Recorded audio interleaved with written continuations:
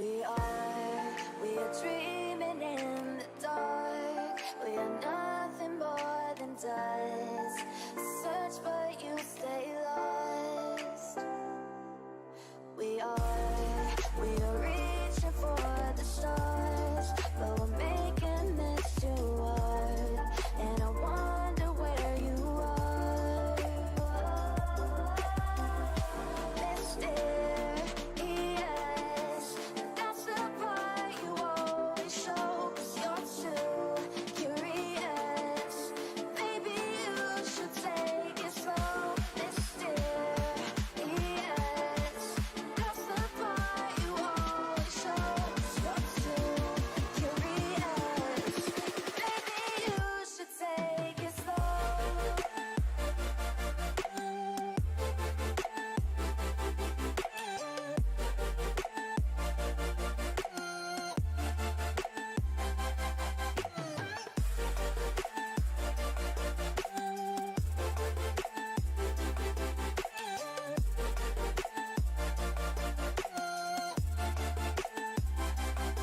We're dreaming in the dark. We are nothing more than dust. You search but you stay lost.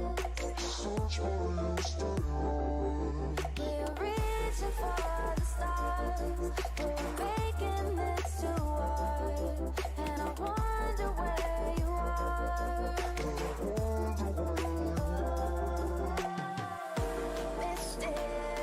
Mysterious, that's the part you always show. 'Cause you're too curious. Maybe you should take it slow. Mysterious, that's the part you always show. 'Cause you're too curious. Maybe you should take it slow.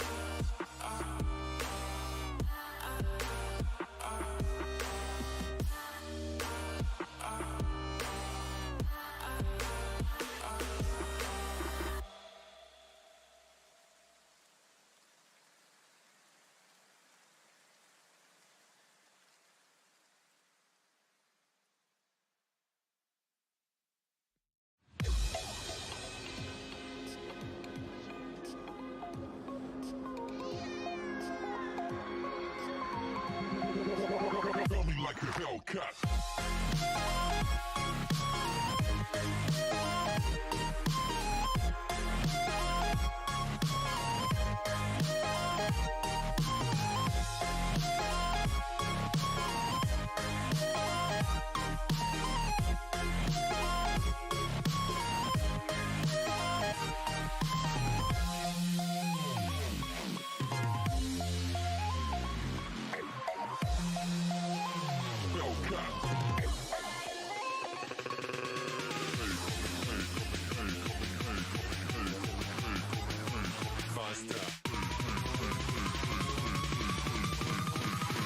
Coming like a Hellcat.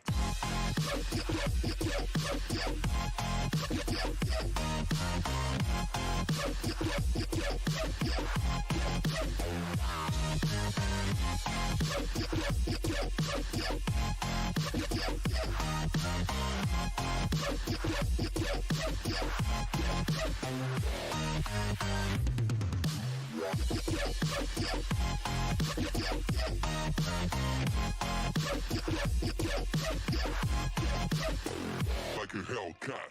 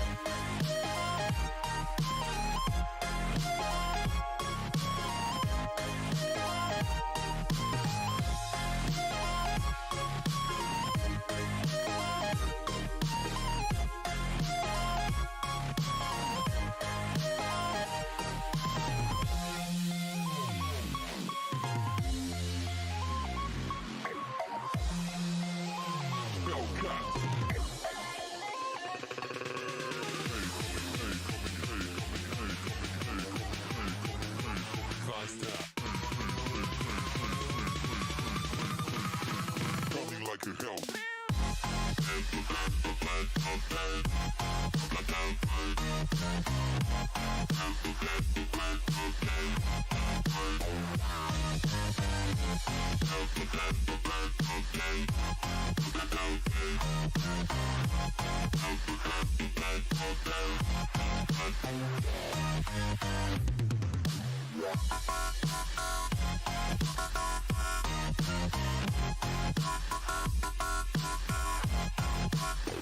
Like a Hellcat.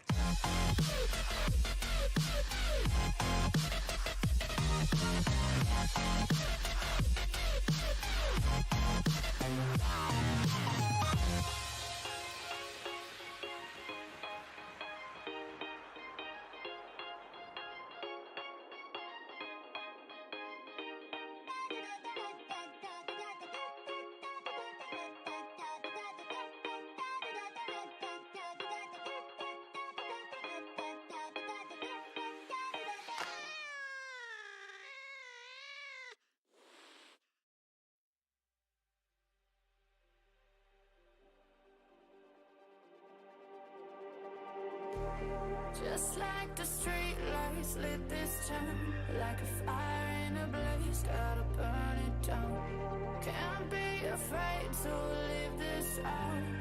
We got this far, don't know how. I see danger in our eyes. They know we'll burn down the night. Coming just like the sunrise. You know that we're gonna let it out. Tonight, we're gonna let it out. Tonight, we're gonna let it out. Just like the sunrise, we're gonna let it out.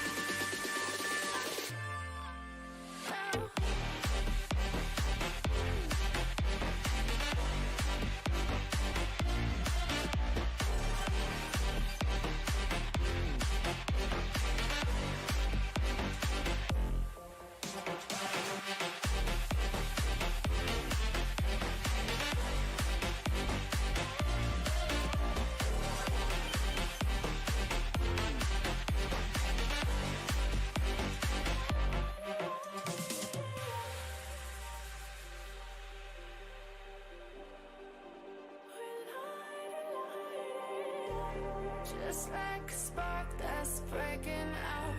Can't make a stop, can't turn back now. We know that there's no room for doubt. No, we can't turn back now. I see danger in your eyes. They know we'll burn down the night. Coming just like the sunrise. You know that we gonna light it up. Tonight, we gonna light it up, babe. Tonight, we gonna light it up. Just like the sunrise, we gonna light it up.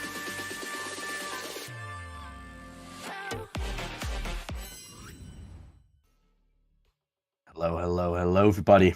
Welcome back, of course, to Wolvesden tournament here of March. We're back again on the Wolvesden YouTube channel, of course, with this lovely event being hosted every single month with a total prize pool of $150. Usually, I would be joined by Usamu, and I'm obviously still Jesse, but this time we got ourselves a new caster with us, which is Cookie. Hello, man. Hello, Jesse. Nice to be here. Thank you for having me, and I'm very excited for this tournament.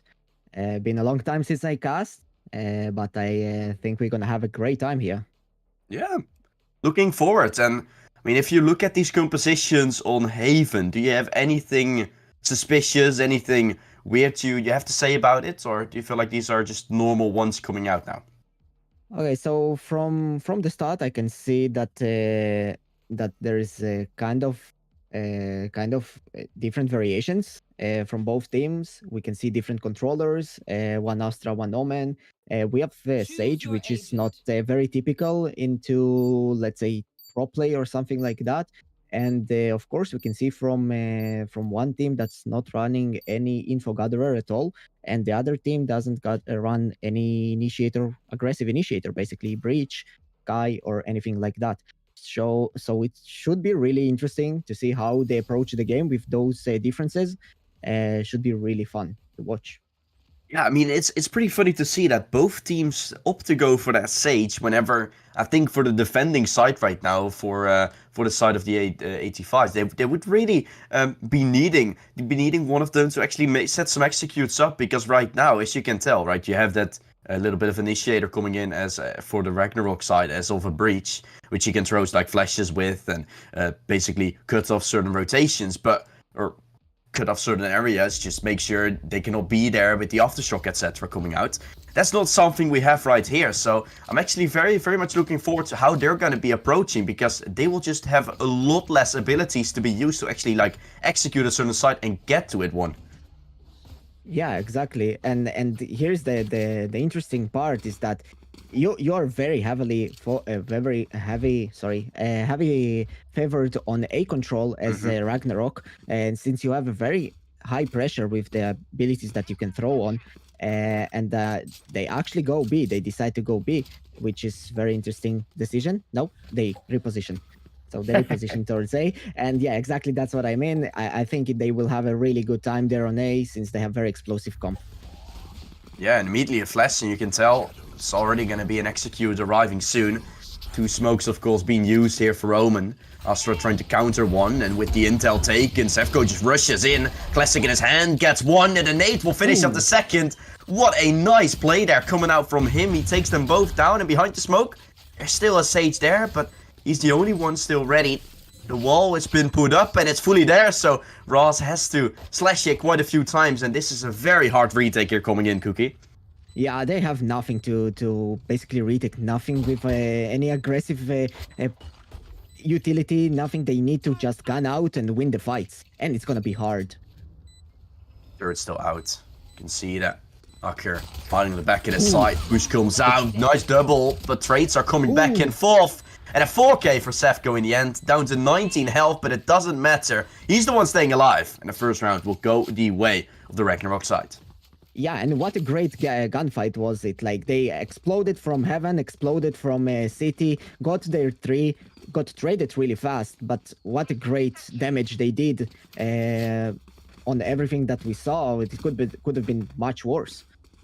Yeah, I mean, it was a 3 versus 5, and we'll lead you towards that, and in the end, and only being alive with 2 players, and obviously Sefko was alive. Sefko was still alive and kicking, but at the same time, he didn't have himself too much HP left anymore, so it was a very good attempt for the retake, and this time it will be a retake again. There's already some lurkers coming in from behind, but the side of A has already been lost there, Cookie. Yeah, and there is the execution that we talked about earlier. It's like impossible to stop unless you're setting up 3 players and expect and anticipate the exact utility. You can do nothing. You can do nothing against this execution. It's gonna be hard, and they're gonna suffer every single time that they will go into retake the site. Yeah, they tried, but they failed. And in the end, it doesn't even matter. Oh, that's a fun one to say. Yeah. and by the way, a good approach from the team that defending, just going and flanking behind, really great attempt. That's how you want to approach the retake even better, since you can't basically exit from heaven and city that easily without any aggressive initiator. You want to have more space than the enemy teams. And that's what they're going for, and it's really good attempt.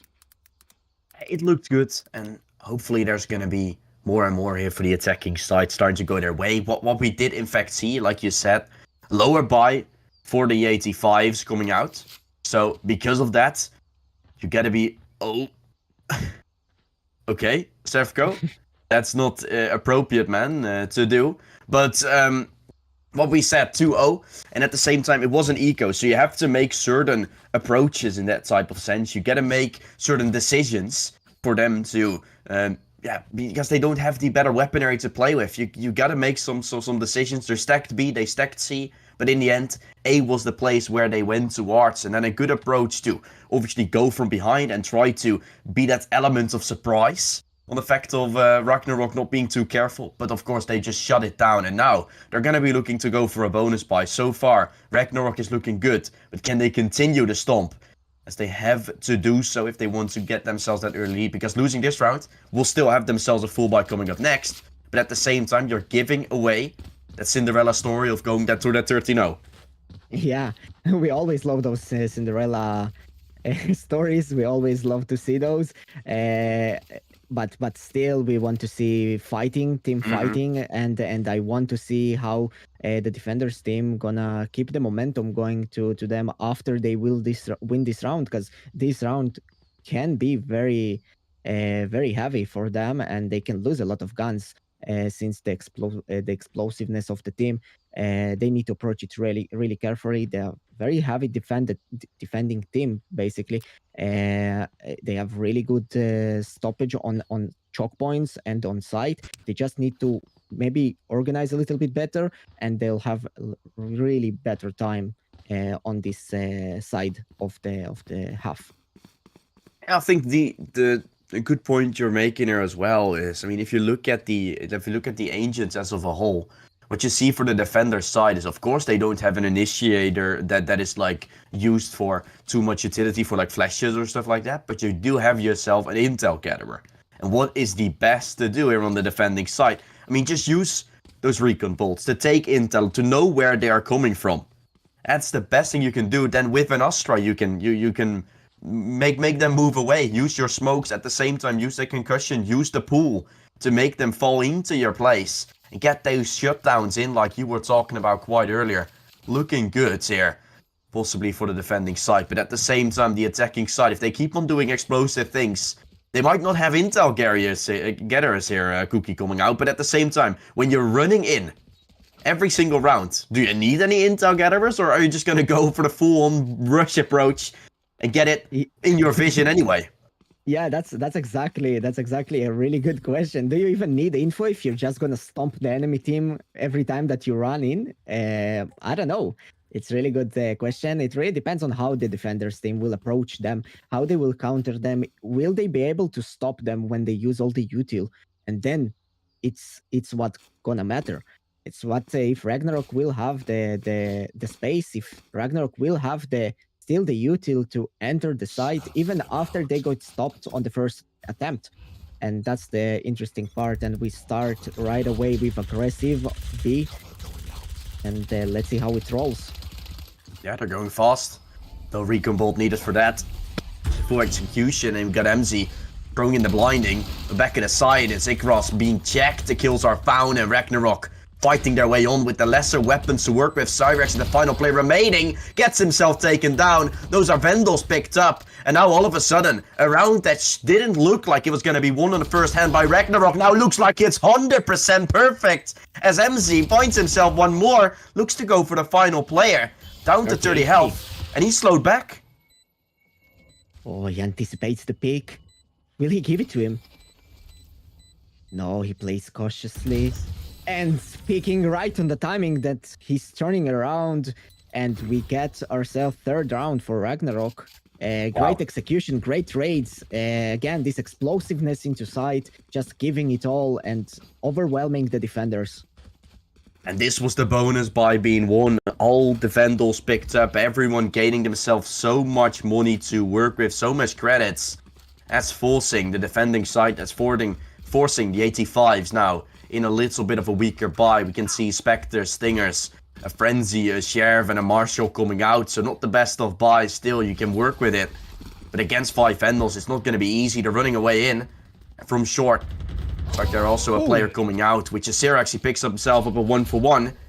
It's going to make it be a 4 versus 4. On breach as well, so it could be hard to protect this if they get one kill here. Which is not happening.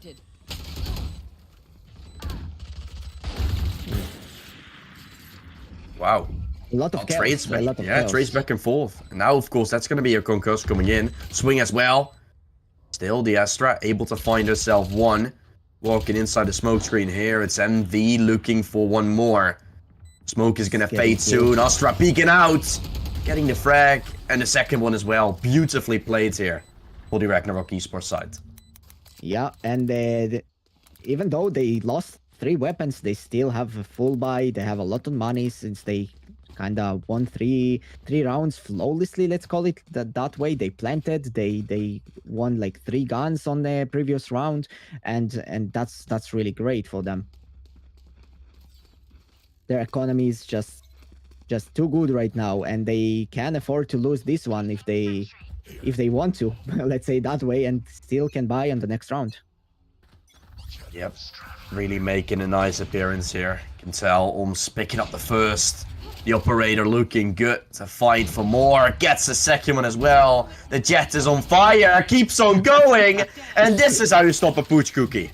Yeah, exactly. That's exactly how you stop a push. You need to invest even more if you are afraid of operator, and this operator will be paying every single time that you're gonna go into one side. You'll need to play the guess game, and meanwhile, MV getting 2, and he has an ult, can try to outplay something, try to do something very cheeky. Maybe he will get this round. Who knows? Good opportunity, finds himself the bomb plant, and he has still the ult to work with, and that type of sense, that's not really going to help him in this way. Can teleport away, that's all he can do. In the smoke train he goes, walking around, and there it goes. Sage spots him, and the kill is found. Yeah, what a great round from the defender side. Very good op play, posting the op on the right position, kind of guessing where the enemy team will go, where Ragnarok will go, and such a good stoppage there. That's looking, it's looking great here for the 85s now, hoping that they can find themselves more off goals. And I mean, you're still 4-1 down. Thing you got to keep in mind, but at the same time, winning one more and you're potentially resetting the Ragnarok Esports site. And we all know what that means, Kuki. That probably means that this will be a closest ever game, maybe even tied up. So a very good chance now for 85s to do so, but they're still going to win another full buy. Yeah, exactly, but we need to be aware of the ultimate situation right now, and Ragnarok has a really good ult on their line. So this might be the game-changing right now. Could be. Kills found. Spy getting planted. Will get taken down. Nate is able to find himself a nice double. Natsik does it all. And it's the 4. Could we see the ace here? That early in the tournament? The first ace? Would be lovely. Now clearing the A link though. He isn't. He's now doing so. Could find himself the kill. Oh. Battle not been shown yet. Behind the box now, swinging out. He's not spotted him yet. Sage, yeah, now the barrel's be seen. He doesn't see it. Next seek. Oh. You're not gonna be allowed. I think the operator's gonna Yeah. be saved. He's running. He wants it. I wouldn't give it to him either, but at the same time, he's really hungry for it. Spots him out now. And it's been denied. His teammate steals it from him. Wow. It's been denied, but it's really good damage since they don't have the operator into this round and they don't have the economy to buy basically the op. And now they need to go back to the plan to stop them without the op. How it will be? How they will succeed in doing that? That's the question. They had one round where the operator was much needed to be used. And when you don't have that, it's going to be very, very tough. The C long is going to be hard to be held, but at the same time, Ragnarok doesn't even seem to take advantage of it. They're looking to push themselves up middle, and that's the wrong call, but Zevko has something else to say. He finds himself the first. Yeah, and that's very aggressive, very early, overwhelming, even though 3 people on site, and still they do not manage to get more than one. And the jet knives will be the hero knives, which gives 1. Maybe the second one, no? Bulldog? And AKR closing it up. And basically 6-1 to Ragnarok. Yeah, he picked up the Bulldog, was like, okay, I'm gonna use it now, and then figured out it was completely empty. Which in the end led him to reload in front of his enemy, and I can tell you, it's not the way you want to go approach a fight when you still have to reload. But his jet knives were gone, didn't have anything to work with, so he was forced into it. But that is going to mean 6-1. Almost a half win here already for Ragnarok. We do know, Cookie. I mean, I'm not too sure how your expectations are from that, but is Haven a little bit attacker-sided?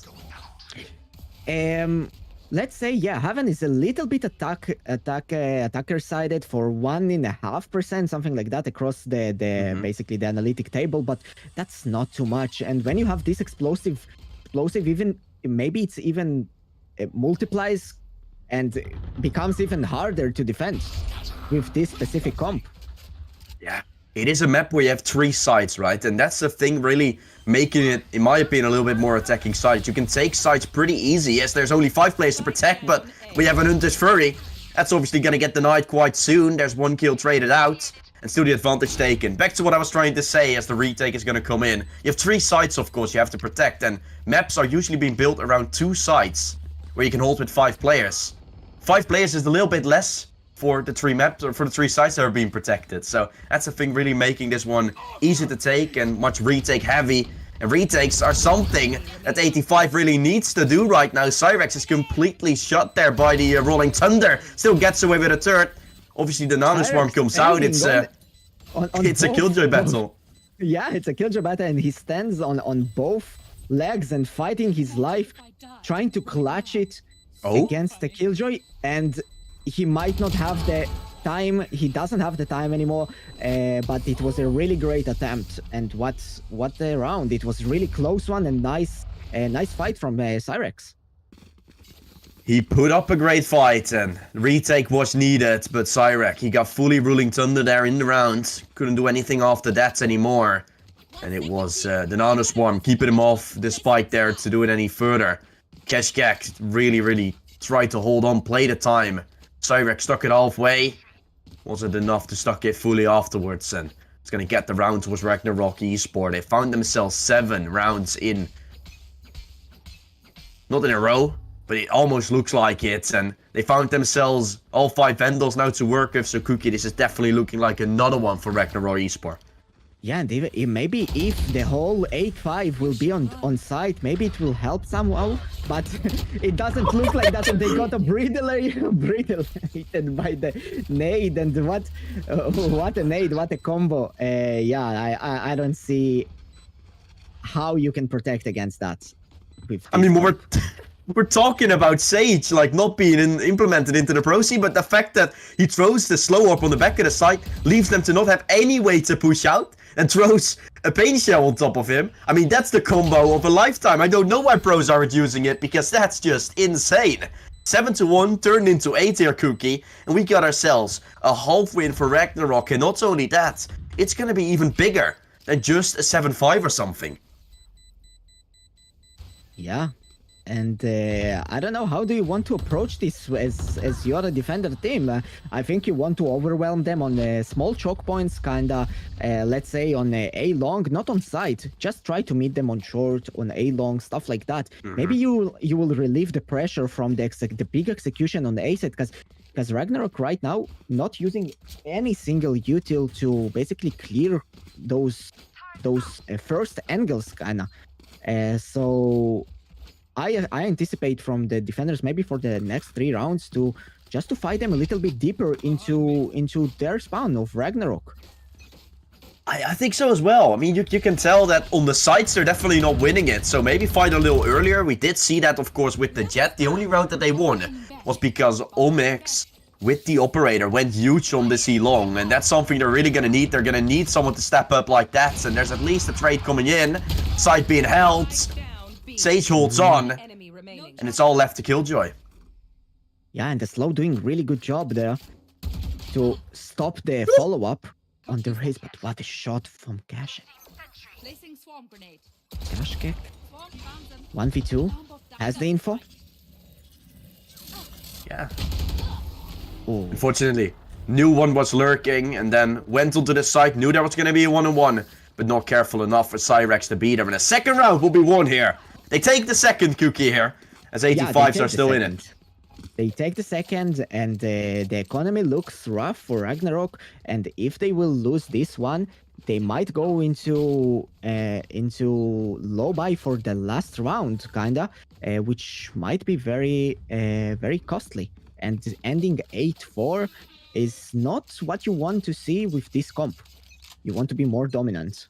Yeah, I mean, still 8-4 is arguably good, and that's definitely not a good thing. I mean, you can say 8-4 is horrible. Yeah, that's true, but in this type of sense, you gotta do everything you can, and picking up the Nas too would be nice, but it's not looking like it. Zepko rushes in. He's such a good duelist here, really taking duelists to the next level by just entering into every site there with the satchel, something you expect from a race to do. But he does it so consistently. And in a 5 versus 4 they go, even a second one following up. A trade frag found, and looks like Cyrex wants to use his lockdown to make the retake a little bit easier. But the wall is still up. Yeah, the wall is up, and he takes the wall because he doesn't want them to push. And MV taking the same thing that he did already, took one player. Oh. Maybe it will fuse on the face. And It's enough! Oh my goodness, Cyrex, he does it! Last round. Yeah, well, what a combination of the ults. Astra Wall with combining with Killjoy ult, the lockdown pushes the attackers out of the site and combining with the wall, which they can't basically shoot through. What a great combination, and it gives the opportunity now to go into 8-4. I don't know. I'm not that smart of a Valorant player. Maybe you are, but through the wall, can you also hear the defuse or not? Very vaguely, let's call it. Yeah, that way. okay. Because they waited so long with the nano swarm, so that might have also been the case. That wall coming in, avoiding the defuse from happening, and then like, wait, are you still going to use your nano swarm? And then it was already too late. Beautifully played there.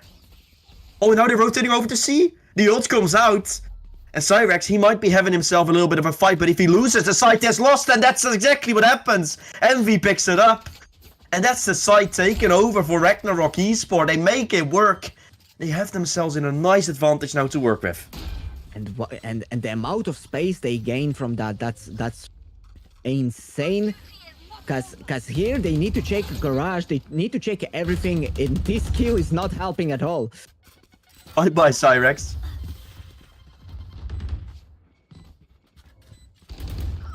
Oh, the 1v1. Won by Cash Cat. He sees them all. He knows 2 are there, the third one he can guess, and, I mean, Netseek has some other plans, finds himself 2. It's all left Like, to what can Sova, he do? all left to Webs, and he just doesn't have enough time. He's gonna save for the final round. A 9-3 comes out. What a beautiful half here for Ragnarok Esport. Yeah, and they use the aggression that they conditioned the defenders team 8-5 every single time. They pushed A and they forced the rotations and used the Omen TP to gain the space on C, which is a great play.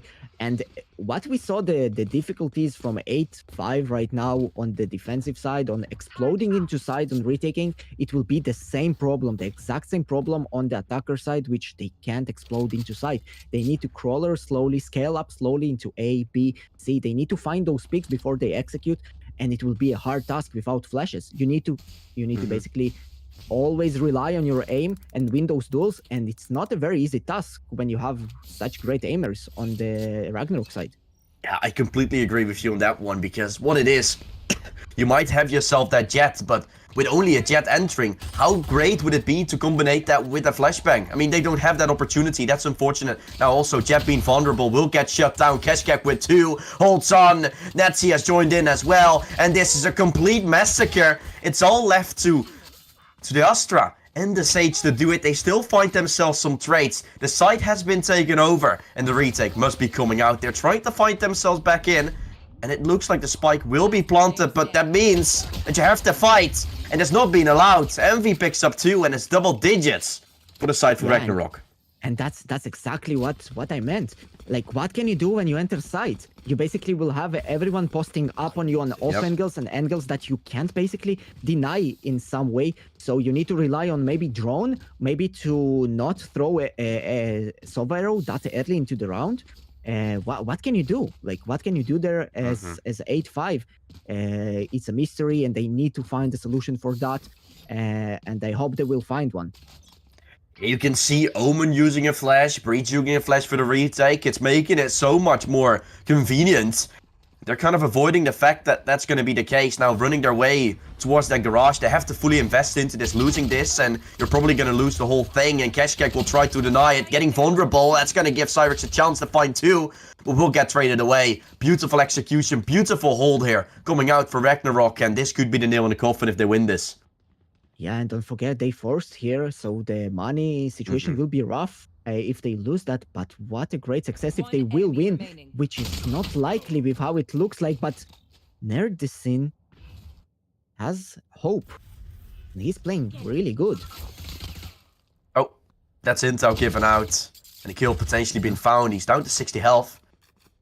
Should be swung on soon. Sefko still checking left and right, and he has some time on his side, but definitely not the weapon of choice here. He of course doesn't know that, but it's 1v1 on every position he will go, and now he heard Domin and he goes for the race fight and doesn't succeed. Yeah, 11-3. It's a hard one. It's a hard one.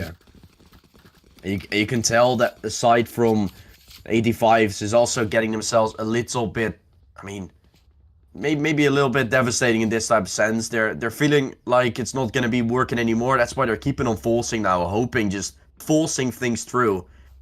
Yeah. And I think the Ragnarok side knows that as well. They're also not investing too much into this. They're like, okay, if we win this, I mean, we've completely just done it. We're picking up the weapons they have left for us. That would be insane. And a fast push into B or into C looks to be stopped there. It's Keshkek with 2. Gets traded out. But it's already an advantage found in a round. You have to win here. Yeah, and what a great rotations from Ragnarok. They fully rotating, and Envy is already in window, which is spotted, and he's gonna get punished on that, and it will leave A open completely. And here Nerdisin can hear all the rotations that will come from C towards A, and he will call his teammates. Ooh, this is huge. They're falling back. Yes. This is well played. Tactical approach. Could get the lurk as well. He hears Breach running in. This kill is crucial. Spots him out.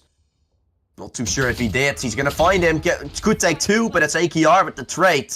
And now this spike has been planted. And it's a 2 versus 2 retake.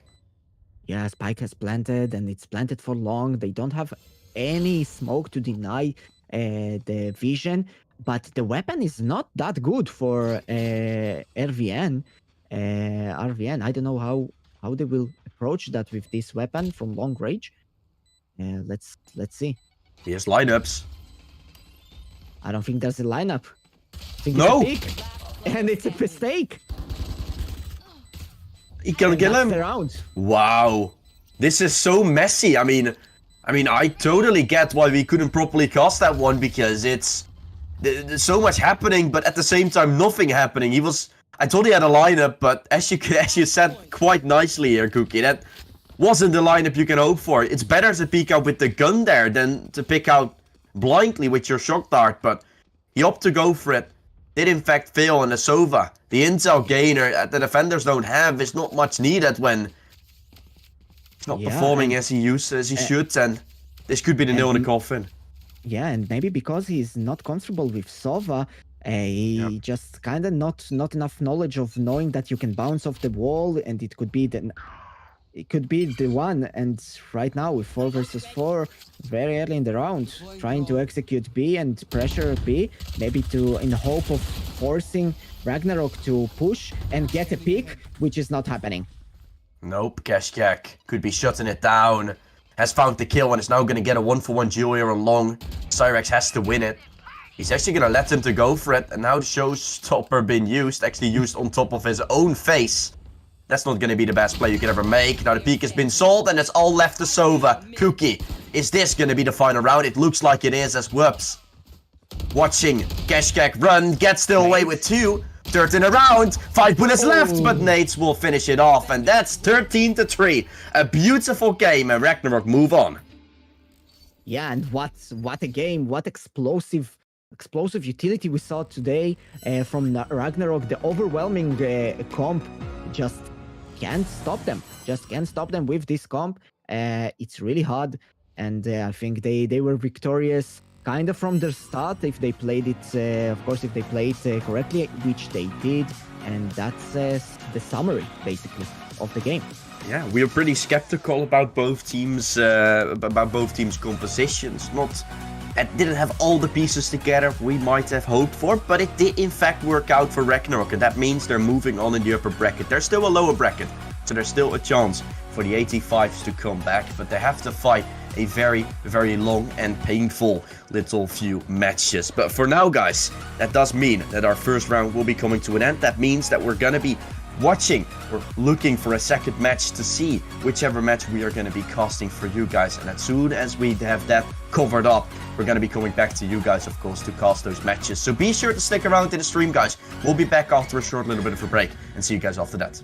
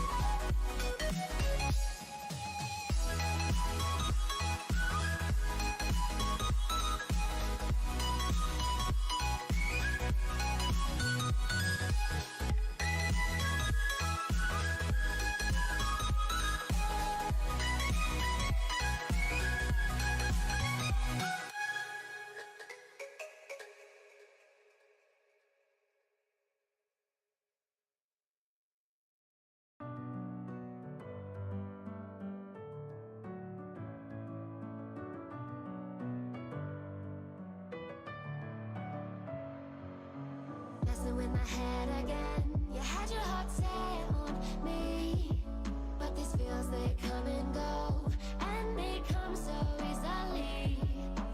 Tell me what it is about you that I can't forget, but you're breaking down my walls again just to set me free. Why do I, baby, why do I love the way you always leave me? Why do I, baby, why do I love the touch but never love the feeling? Why do I, baby, why do I love the way you always leave me? Why do I, baby, why do I love the touch but never love the feeling?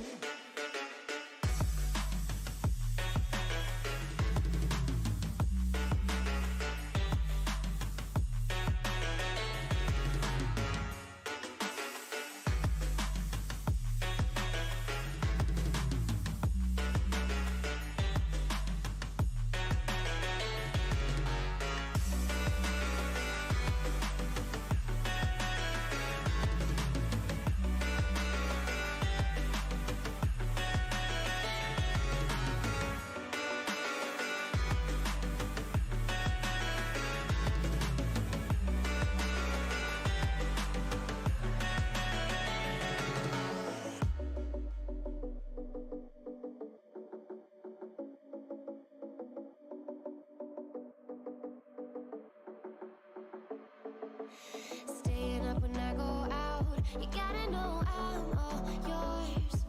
But when I say what's that about, you start slurring your words. Tell me why you have to seem so distant when I'm holding you.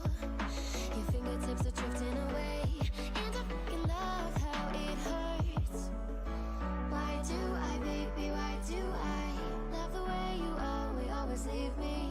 Why do I, baby, why do I love the touch but never love the feeling? Why do I, baby, why do I love the way you always leave me? Why do I, baby, why do I love the touch but never love the feeling? Why do I, baby, why do I? Why do I, baby, why do I? Why do I, baby, why do?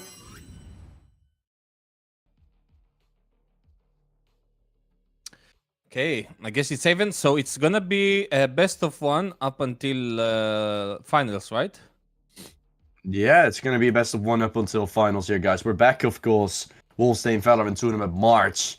Personally, call the countdown was in my ears not really no, but that doesn't matter. We're here, of course, live right here, right now on the Wolvesden YouTube channel. Once again, we just saw the first match being quite one-sided. Now we're going to go to the Turkey stack that we have seen play quite nicely. Turner, of course, versus Shimshon and Hagibor, and they have something special because they have themselves the Fnatic Boaster coming in, which is obviously not going to be the real Boaster that we know from Fnatic. He's also playing Omen. And he's also playing Omen. He took it seriously, the role. Yeah, exactly. I mean, we do know him of playing that, and of course now it's not going to be Cookie joined into me again. No, it's going to be Darlin getting with me in these second few matches. I will be able to cast 2 more, so this one and then one after that, and that's all that's gonna be here for me today. But some nice Valorant still to watch, and this game could be over quite soon, or it could be a very nice game because the elo difference or the rank difference is a little bit bigger than it was in the last game, and that's considering the last one was 13-3 is not a good sign in my opinion. Yes, and that's some interesting comps as well. Like let's see on the defending side, there's we can see like Sage, which is not played quite often on Haven, alongside Cypher and Raze. The big problem for this comp is that they have no flashes that much. Only Omen flash, but it doesn't really counter operators. So this is a good plus to the attackers.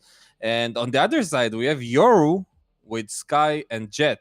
It's a very, very aggressive comp, but it can go wrong as well. So let's see what happens. Yeah, it's very aggressive, but on the other hand, you got yourself like almost no one to really hold on those sides within that type of sense. No intel gainer really as well. I mean, you got yourself the dog from Sky, but you would rather have yourself those Hans and maybe something else from a Fade or the Recon Bolt from a Sova. So that you don't really have. And yeah, with a Euro, you're kind of avoiding the fact that you can have yourself, like, as you said, Sage not necessarily known to be there too much, but yeah. Do you want a Euro instead of a Sage then? Is that what you want? I'm not too sure. Usually not, but maybe Thunder Lover has some surprises for us. Let's hope so. You're gonna see the game starting to unfold here. Defending side been played for Turner's side. The attacking side is for the Shishon Hagibur to try and see if they can push their way in. The decoy has been used, and Thunder Lover might be the first one to get himself contact on long. There's actually gonna be an Omen playing. First kill found here for Victors with the Frenzy. Gets out to find himself one, is looking for more. Trades back and forth now, coming out finally. But it looks like the defenders are able to hold on. Never mind. Trades coming out from Sky, and it's all left to Sky now to make it work. Full blind kill found. Oh, he's gonna get it! A 1 versus 3! What am I seeing, darling? Wow, that was a really nice round. I like the position of Cypher being there in the beginning with the cage, getting the entry. There was a lot of trades there. Quick reaction, quick rotations. It was really, really close. But the Sky Flash wins it in the end. And 4 kills for Sky. It's a really good opening for him. And nice round. Nice round to open the game. Yeah, very nice indeed. And very much looking forward to see how they're going to be able to do it, because the players that are winning right now, the side from Shisha Harbor, is actually the ones that are looking in my opinion, to be the team that you would kind of see it the least to be winning in terms of the RMR wise, in terms of the Amamar that we got right here, the ranking rating. So that's actually going to be a good thing that they're winning themselves the first round and are also looking to pick themselves at the second. For the stream, guys, just to keep in mind, the names are the wrong way around right now for the two teams. We got Turner on the defending side and Shisha Hagibur on the attackers. So it's the wrong way around, but still, we'll be talking the way it is. Yeah, and we have a 2v2 situation. All of a sudden, from an equal round, it's going to be Victories who finds an opening, and now it's gonna be a 2v1. It's Sky again for the clutch. She has the flash. She's getting Omen full blinded. It's Victories 1v1 again. He needs to hit this headshot and give this round to his teammates. He finds the good angle, misses his shot, switches to the Sheriff. Nice headshot by him, and we have an 50 round. Oh my goodness, darling, what I said as well. This is a good chance to find two. This is a good chance for the lower ranked team to make a play. But they lose in the round you're not supposed to be losing. The Thrifty coming out. And that's gonna mean a second one probably right above to swing up on. This is not looking the best here. And it looks like the Turner side is gonna be able to continue winning themselves some rounds here and there. Probably gonna find themselves the first few here on the defending side, and that's definitely something we have to keep in mind, as it's still, in my opinion, a little bit of an attacking sided map. Yes, it is for sure, especially if you play it correctly. Now we have a different pace towards middle right now. Jet is trying to hit some shots. You can see the clone of Euro. I didn't know you can spectate the clone. Oh, it's not actually the clone, it's the real Euro. He fooled me. He tried to fake it. He fooled me as well, but yeah, they didn't take it and they get the first entry. Quite some presence towards middle. There is aggressive flank right now from A, and we can see already 2 players left for the attackers. It's gonna be up to your homie to get this clutch for his teammates. He's full blinded. They are chasing him. They are bullying him right now. This is very well quick done. rounds, GC. Yeah, it's not a lot of tactical been put into it for both the defending and the attacking sides. And ooh, this knife is actually quite lovely. I've actually not seen that one before. I mean, I don't play Valorant too often, so that's why I'm always being so impressed with the way these knives are being built, of course. But it's 2-1. It's a win here coming out for the Turner side. And now, with it all being in the favor of the Turner side, They might be getting themselves or building themselves a lead upon. And you can see Hapsy, he's pushing in. He's not giving a damn, already pushing in from behind. And they're all four coming there. They're all four ready. But Chevy, he's going to catch the flank, and a double kill is found to push up onto the C side. It works out there, darling. I've got your Yeah, they definitely get the entries. Good patience by the team to go there together, but it's over aggressive right now for your homie. Might get Where are you? a round loss for his team for overpicking, and we can see Amazing finds the fight there on Garage, and Fury gets the second. All of a sudden it's a 2v3. Amazing gets the showstopper. He might pull it off. He does, and he kills himself with Sky alongside him. 2v1 for Fury. He has only a brawler. Needs to tap the spike. We'll try to go for a quick headshot. They see it's a fake. He has not much time left. Good flash by Yoru. But Fury doesn't have much time. Decides to save the gun. Will try to run for his life. And it's a 2-2. To be honest, I'll tell you what, GC. Like, considering the ranks difference, I didn't expect this to be a close game. It's still so early to say that, but definitely. How do you call the attacker's name? The team? I don't have the layout here. Yeah, Shimshon Hagibur, I think. Ah, Shimshon Agibor. Yes. Yeah. Shimshon Agibor. Shimshon Agibor are playing really aggressive, and sometimes it's hard to adapt to it, especially with such an aggressive comp. And maybe they have a chance because of that. Yeah, I mean, I think things are looking good. I mean, we said rank difference, but of course, rank is just a number. We always say it, so they're showing it off to be that way. At the same time, if they continue on winning, we cannot really speak of the team that is having the less chances for it. We can just call it a 50-50 for now, as I think that's a well way of putting at it. So already some early damage been done and some armor taken away. Players softened up. And with that, you might be able to get yourself a first kill here with Fury doing so. Your homie forced to run back here through the slow, and they're all walking their way up long, but there's actually 3 players here, darling, on the A side. They're taking short control, and that's going to mean they could be repping around too long as well. It's Hapsa, probably the one to get first contact, getting time-banked. You're with the frag. Important kill by Thunder Lover. Gets the flank there. That's a lot of information. Goes for the flash TP, but Fury gets 2 kills. This is a big mistake. Thunder Lover. Oh, amazing. Going for the swing. Gets the second headshot and the third. Bolster is going down. Amazing. You see, GC, this is the big mistake. Thunder Lover had the ultimate, your ult. He should have ult the sider, get all the information about all the players, and the round could have been looked completely different. Yeah. But he didn't. And amazing. He made an amazing play there by finding them all. Got himself the 3rd round to work with here for the Turner side, and with that, they're able to continue on and hoping for them to continue in winning ways, of course. There's good chance for it. Thunderlover actually forcing in. He is only 200 left, so I'm not too sure why he invested so much into it, but with Amazing getting so much control, they're already pushing up A. You can see that they've done that quite a lot, trying to get early intel, which is nice. They were getting flanked quite a few times, and the one that's close is going to be Boaster. He gets himself one here with the Bulldog, then gets raided out, and that's full A control taken. Get out of my Yep. way. We look at the space, like, Amazing is already in their spawn. They are playing aggressive so much. And this is the right way to play against this comp. Amazing with some shots, landing the headshot eventually. And we have a 4-2 lead right now.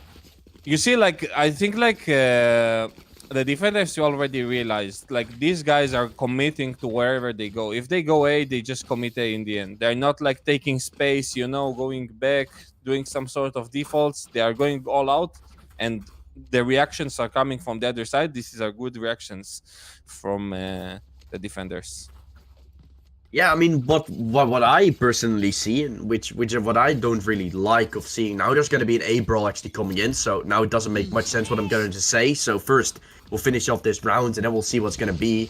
Yoru, of course, his ult has been used, spotting at all 3 players, getting taken down. Thunderlover left to fall, and that's immediately going to be such an entry found, such a piece of intel taken, and they're pushing up C right now. This is going to be making a whole lot of sense after this round, what I'm trying to say, and Hepsi getting himself a 1-for-1 trade now, actually resurrecting back up. Fury gets a kill through the wall. Now they know they're both going to be along. The satchel being used to take himself some extra angle. And he's going to find it as well. Baby, still getting one, but will be traded out. What I'm trying to say is, they're playing a default. They're playing it slow. The pace is slow for a default. But at the same time, the fact that the defenders can push all the way from behind means that you either play a default without everyone watching a certain spot, because what you see in a default usually is one is watching A, one is watching C, and a few players are going towards B. But what they do is they're stacking towards A, but then they're not pushing fast, giving a chance for the defenders to retake from behind to rotate around. So they either should push fast or hold every angle with at least one player. Yeah. Make a decision. Yep. Exactly. And this is why it's called like full committed.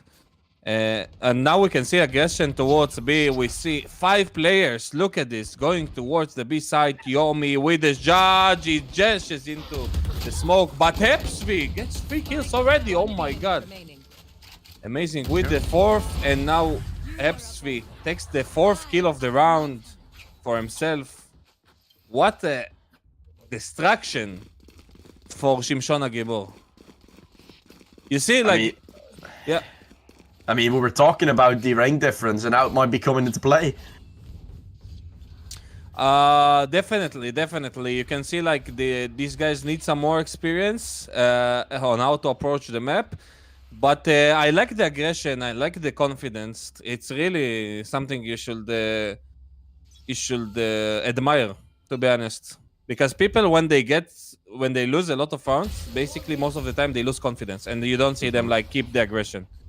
So I like it from them. Yeah, but now they're getting pushed again. It's amazing. Want to find himself the first kill. Fury gets himself one as well, and all of a sudden 5 versus 3 will be found. Kills are nicely picked up, and it's amazing to find the final third. Beautifully done there in a 7-2 scoreline. Will be found. Turner. They've lost themselves the pistol. They've lost themselves one more, but now 5 in a row have been found here, darling. Yep.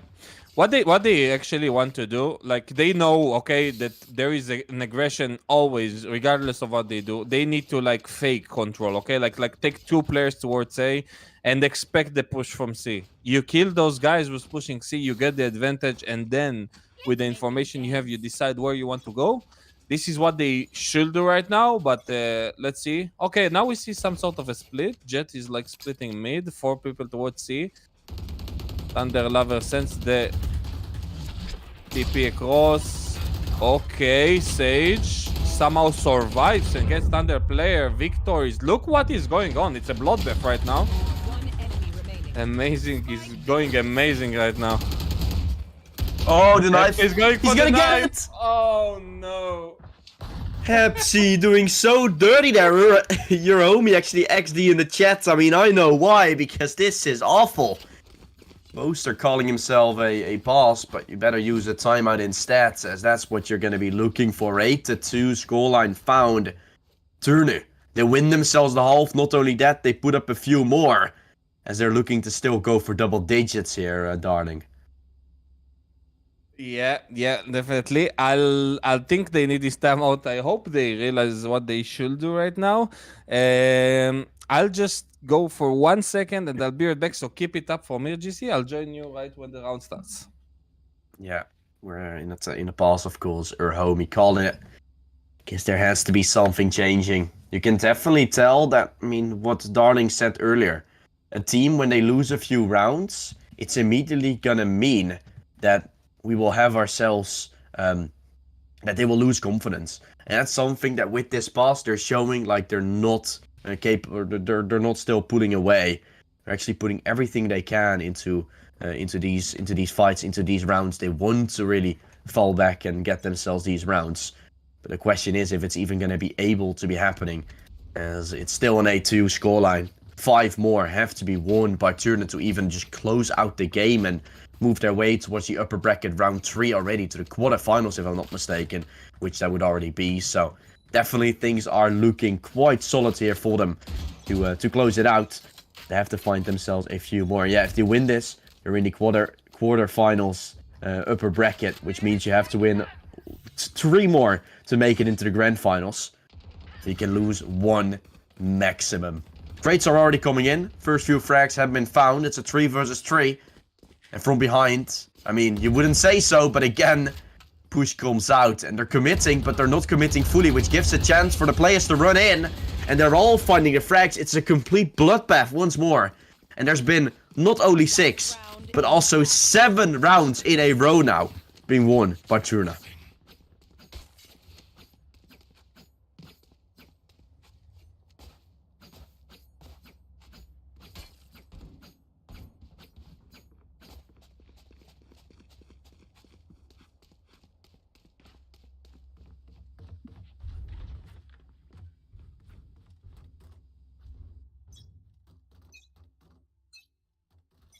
Eight to 2 scoreline now. Ooh, the Odin.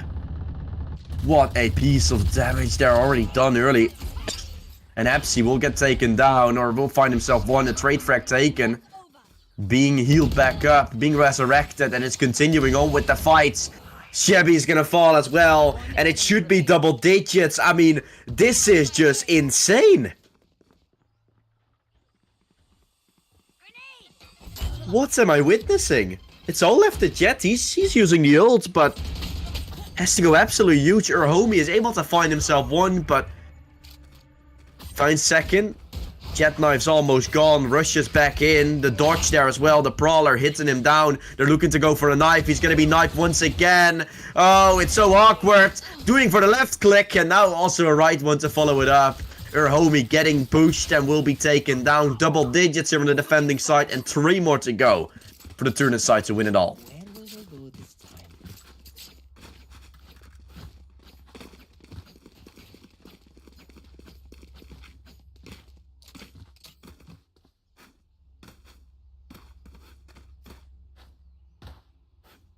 Alright, I'm here. I had to make sure the shakshuka is alright. Important. Very important. So we have a 10 to half. I see. Oh, they're smiling to the camera, I think. Oh, they were. Do you They're taking a selfie. they can swipe this GC? You mean now just win at the final 3? Oh, they're using all sheriffs. They're crouching their way up. We're doing some CSGO styles, what you did with the dual Berettas back in the day on Inferno. I remember, for the people that played CS, they should know. And they're going for the... fully. Oh my god, this is gold. Ooh, flash is good. Peaks are even better. And nope, it's not gonna be a swipe. At least there's gonna be some chances coming back. It's at least a third. Well, I guess this tactic doesn't work. I thought about like taking this, like crouch pushing C-long, but apparently it's not the best idea, so I'll not take it, I guess. Unlucky. Okay, now we have the buy for Shimshon Gibor. I really hope they managed to find the right way to not lose this one, because last time they lost after winning the pistol round. Yeah, they need to. Yeah.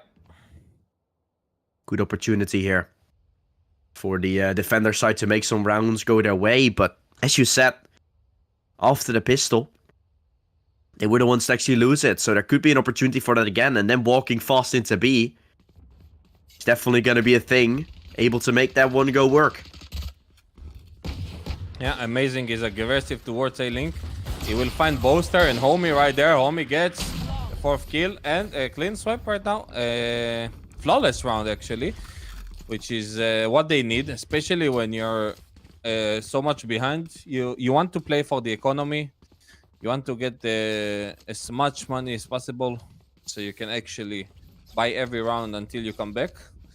But now we have a full buy for attackers. Let's see, what do we have? We have the Bladestorm for Yoromi. If he is actually going for it on A-Long, he might get it. Which might give them the opening to win this round. He's going for the partial pick instead. Spots a lot of players running towards A. And look at the rotation. Already 4 players on the A side.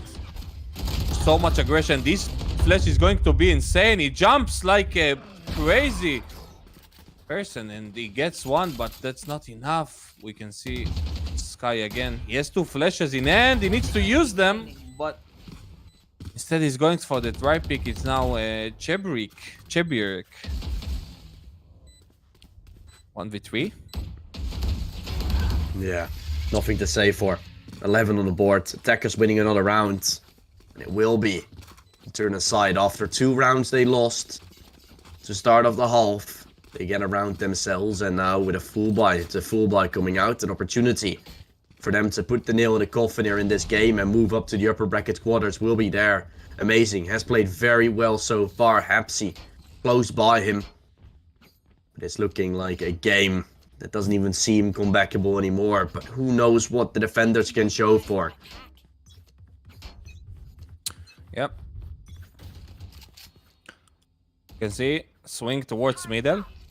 Really aggressive towards mid. Powerful execute. Amazing gets the entry onto Sky. And they are playing 2 players top side inside the smoke. I think I have never seen this before yet. Wow. Amazing with the third already. He's amazing. Look, he just gets the dink into your homie. They know exactly where he is. Like Cypher says, I know exactly where you are. And they don't check the left side of your homie.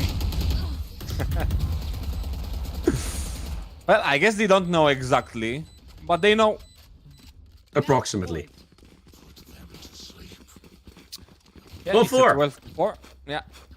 One more for the Turner side to make themselves go into the quarterfinals of the upper bracket. We've seen them before in this tournament. We've seen them many times in various compositions, various teams where they have been competing with, but always here, have won it a few times, so now here to do that again. The fact they're winning versus this team is actually going to help them out a lot. Of course, Shushim has already won themselves a few games here and there. So that's going to be, you're already winning versus a team that has won against a few as well, which is only making things better looking. A trade frag found there from Sky. Running up now is going to be Hapsy. He's running him down.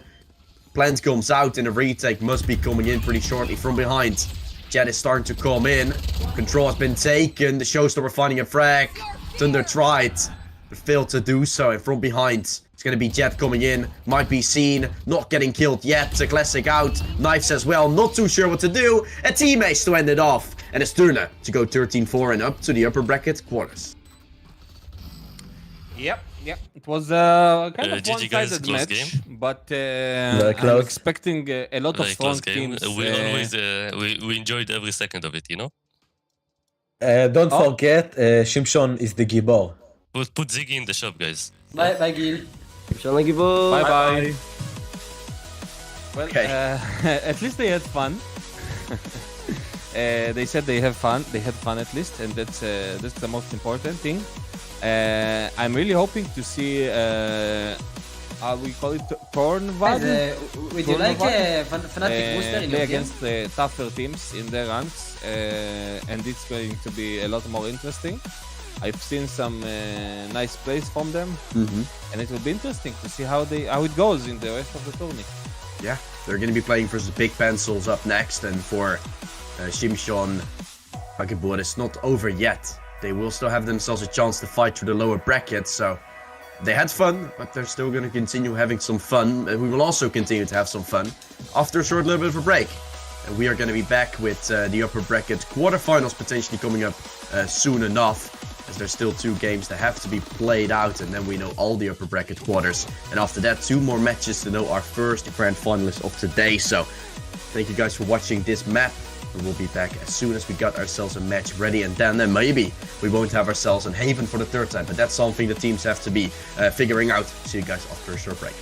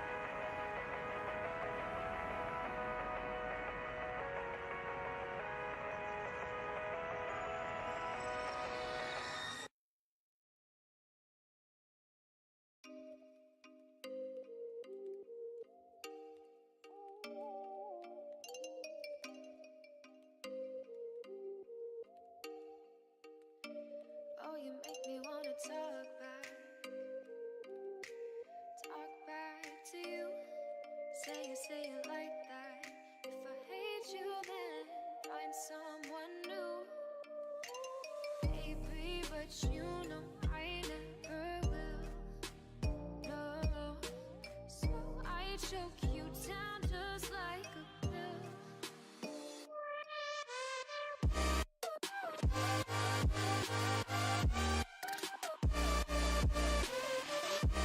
Oh yeah.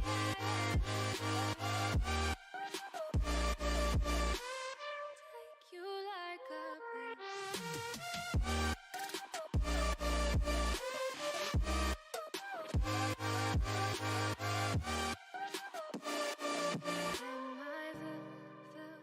Fill you like a pill to get my fill. No, do me in the worst way. Don't let me sleep, never say sorry. Oh, maybe I'll leave, baby, but you know I never will. No, so I choke you down just like a pill.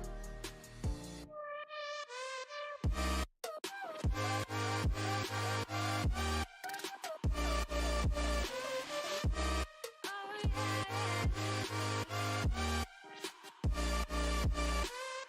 Take you like a pill.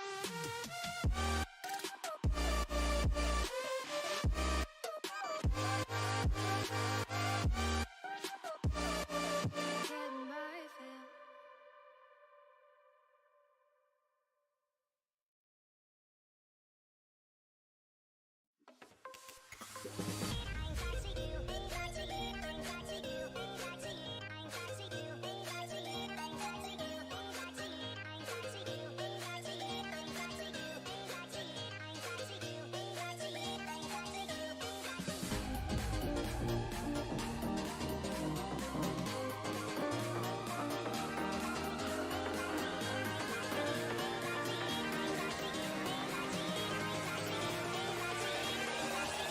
Crack it.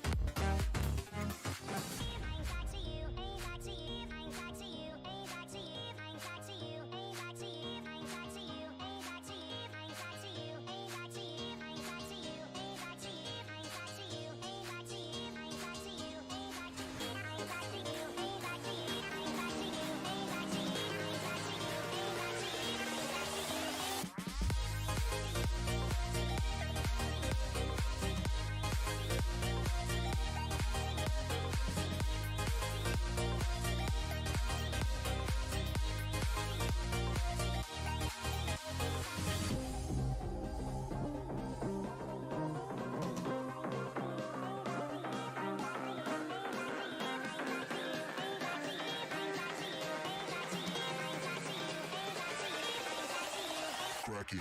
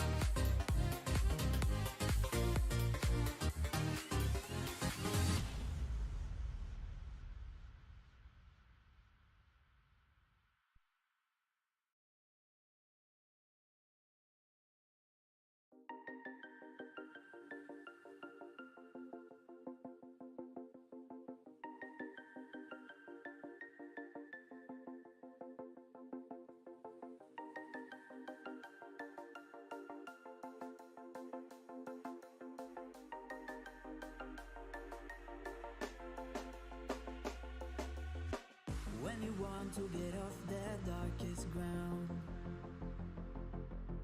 but gravity pulls you straight down. Earth from a bird's eye view. You should grow feathers and see this too. When you want to get off the darkest ground, but gravity pulls you straight down.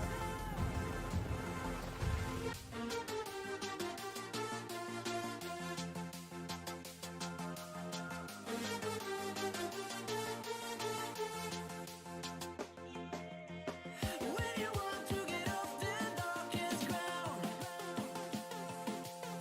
but gravity pulls you straight down.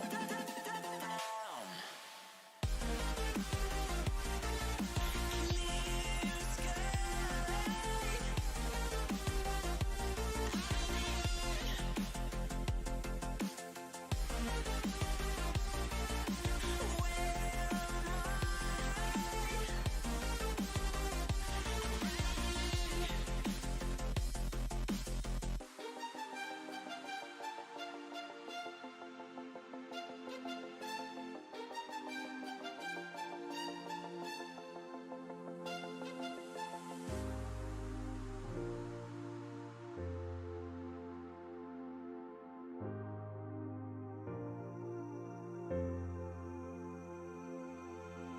When you want to get off the darkest ground,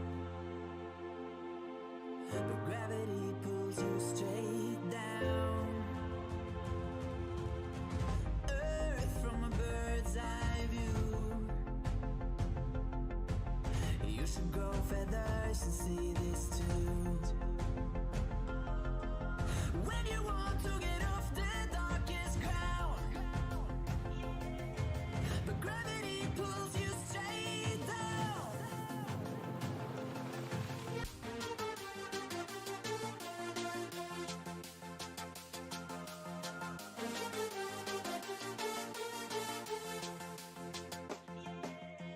When you want to get off the darkest ground, but gravity pulls you straight down.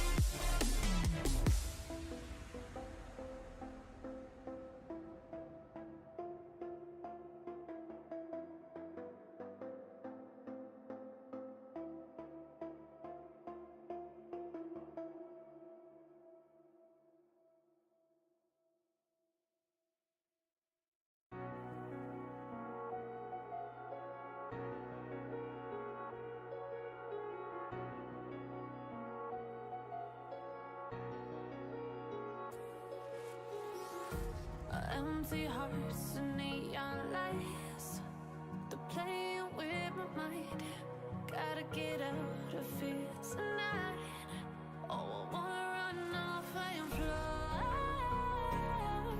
And I'll tell myself it's fine to be alone, just to find somewhere that finally feels like home. Oh, oh, oh. I hate all this overthinking. Oh, oh, oh, oh. The more I swim, the more I'm sinking. Take me to a world of silver. No more heartbreaks, tears, painkillers. Take me somewhere unfamiliar. Bring me back to where we started out. Get me out of now.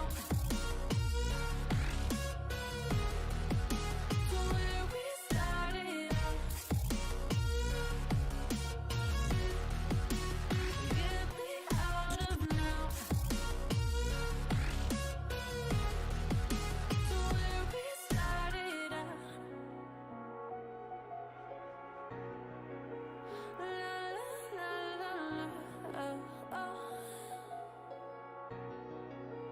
Get me out of broken hearts and starting fights, turning truth to lies. Gotta get up, stop wasting time. Yeah, I wanna run off and fly. And I'll tell myself it's fine to be alone,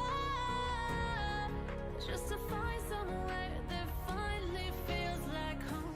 Oh, oh, oh. I hate all this overthinking. Oh, oh, oh, oh. The more I swim, the more I'm sinking. Take me to a world of silver. No more heartbreaks, tears, painkillers. Take me somewhere unfamiliar. Bring me back to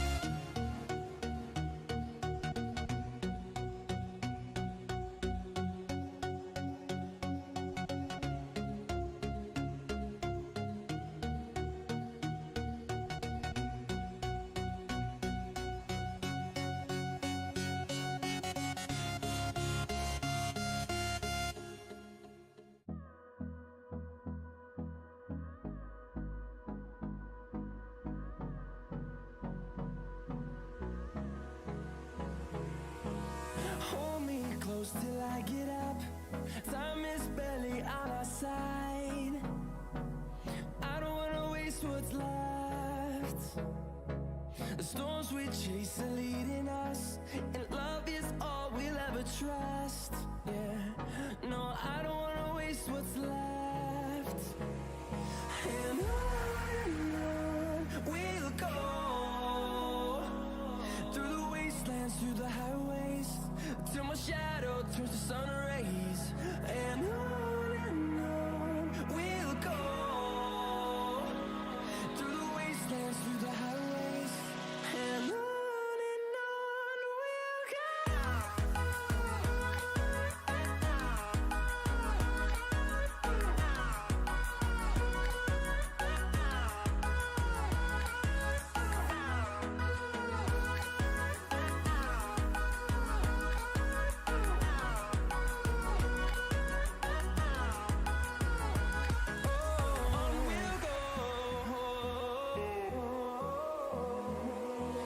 Finding life along the way, melodies we haven't played. No, I don't want no rest. Echoing around these walls, fighting to create a song. I don't wanna miss a beat. And on we'll go, through the wastelands, through the highways, till my shadow turns to sun rays. And on we'll go, through the wastelands, through the highways, and on we'll go.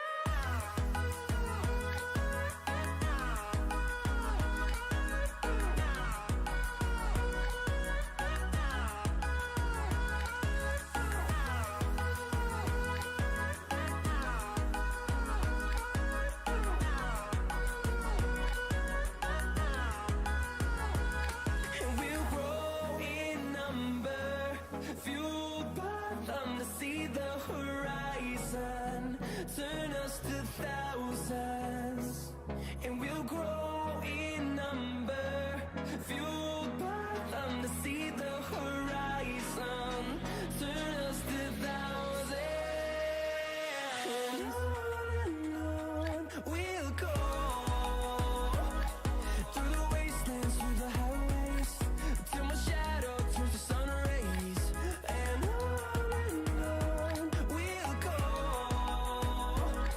through the wastelands, through the highways, and on we'll go.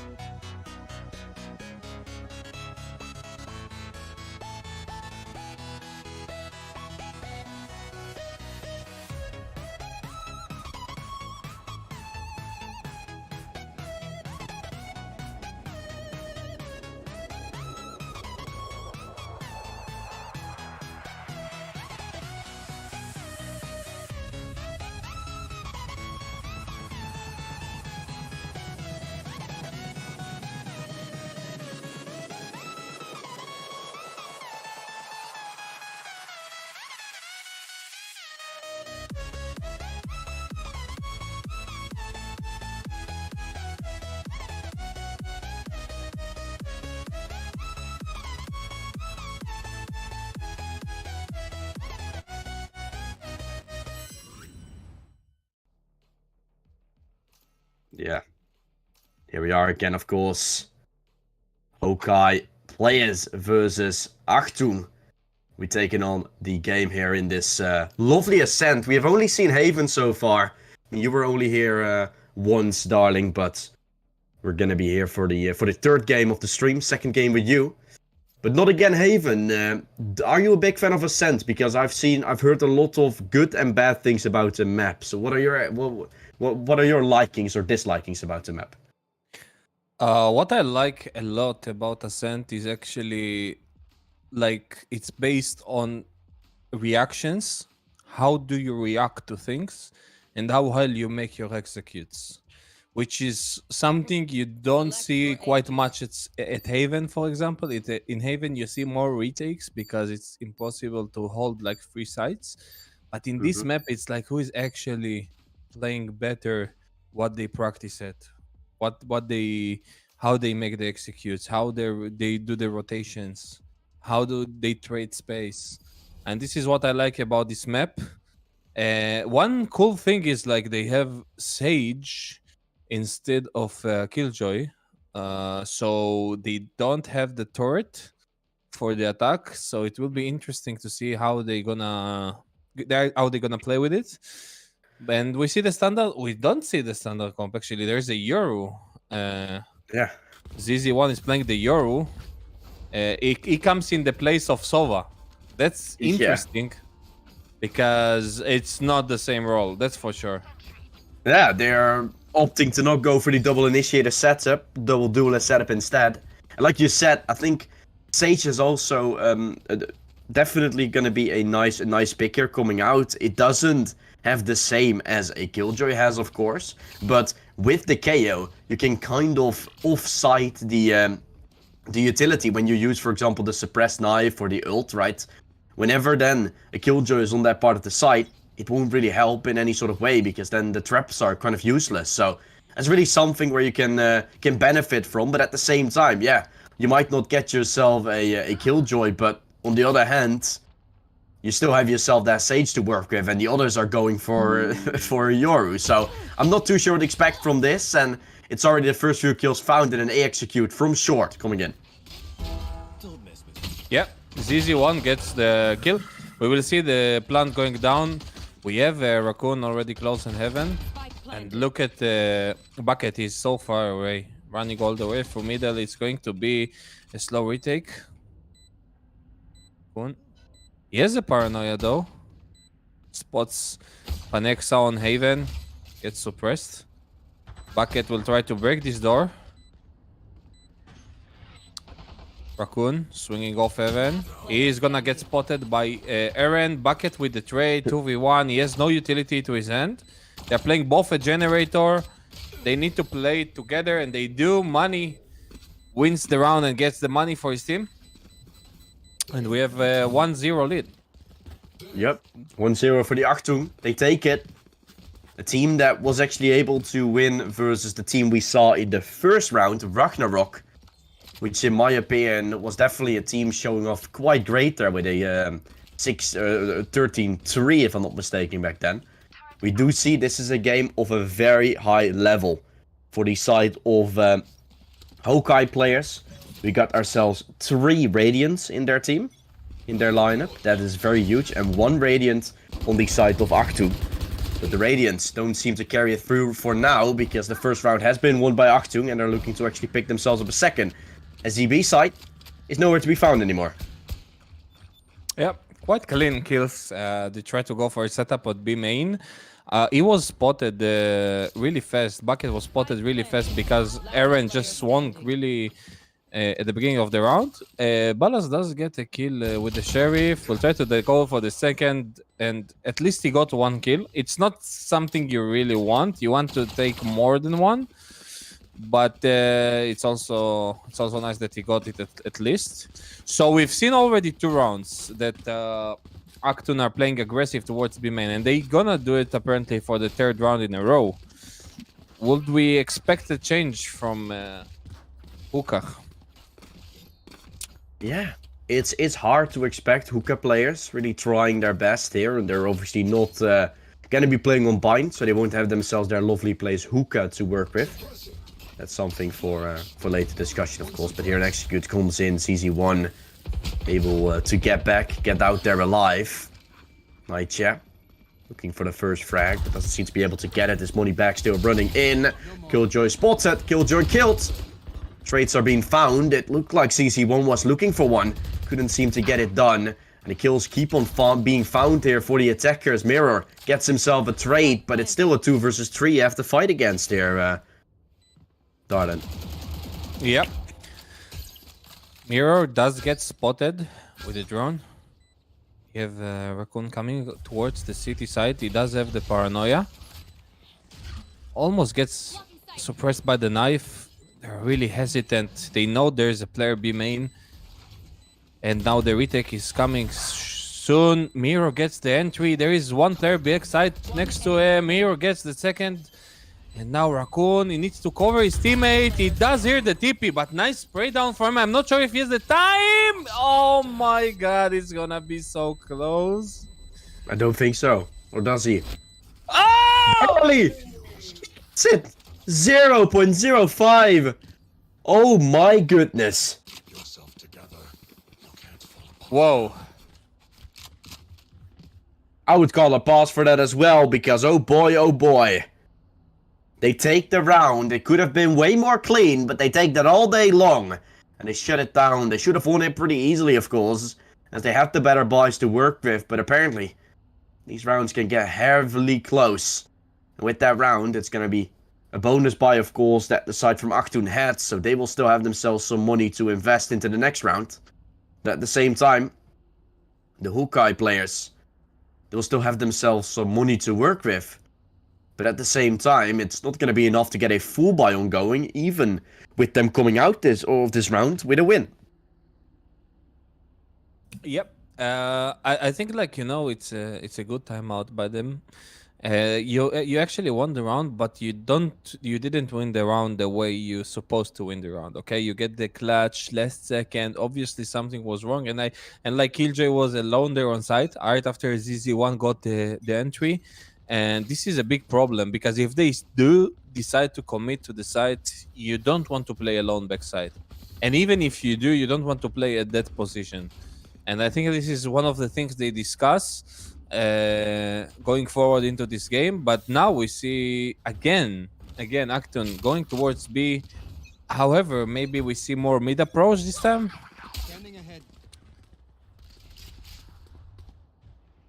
Yes, we do. We can see Aaron already closing markets. Nice molly to delay the push. Still aggressive towards market. Gets the trade by ZZ1. Miro already pushing full city. Miro with insane 2 headshots.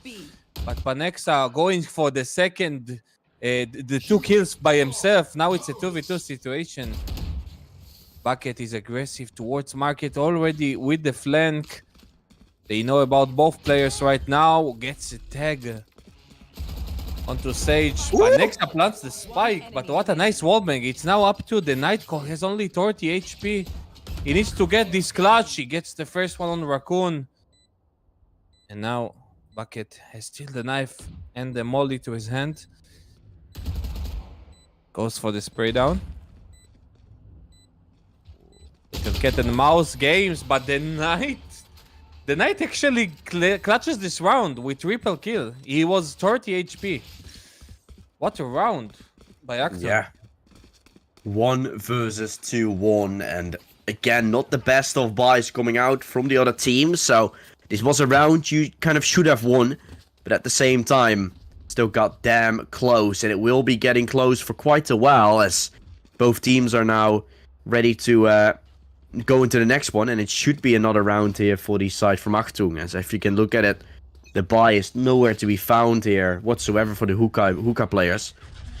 You need to be careful. Mid control will be taken. See the ult from Yuri to take some intel. He's pushing all the way towards from B to middle, so they realize it's going to be an AXAC. Aaron will still be able to find himself the first, and Yuri will have to be careful. He comes out from behind. Shorty will find one, but it's all that he can do before the site is being lost. Squeezing themselves through the doorway. They've taken over the side. Mirror getting in. The Shorty jumping down, but all of them getting shut down by Moneyback. It's all left to Raccoon.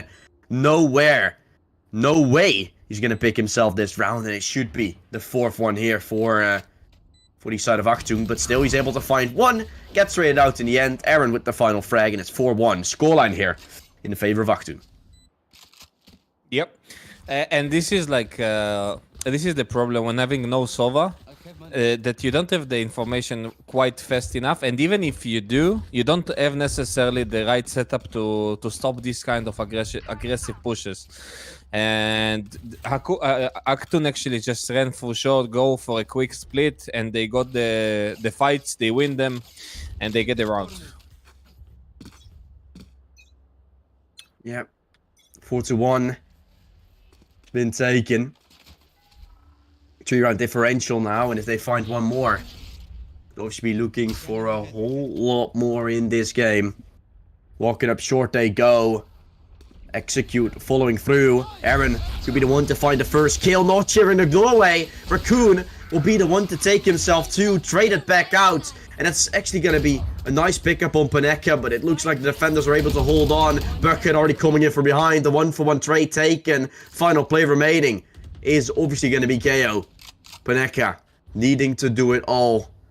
Door can still not be close, so Curious or flanking through. Mirror will pick up the final frag. It's a team ace found in another round. There will be one here by the hookah players.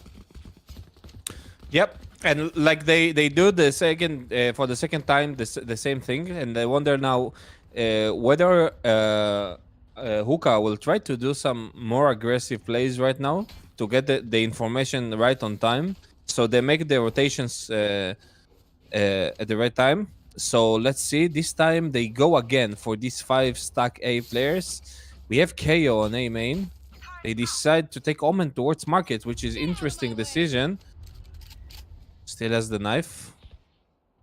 Akon breaks the knife towards market. That's some information there. Mirror, however, gets the entry. Huge entry for Hookah. But they do decide to go towards short. Getting spotted. They're gonna commit to this site. Apparently, there's one on wine. It's Bucket. He gets the entry.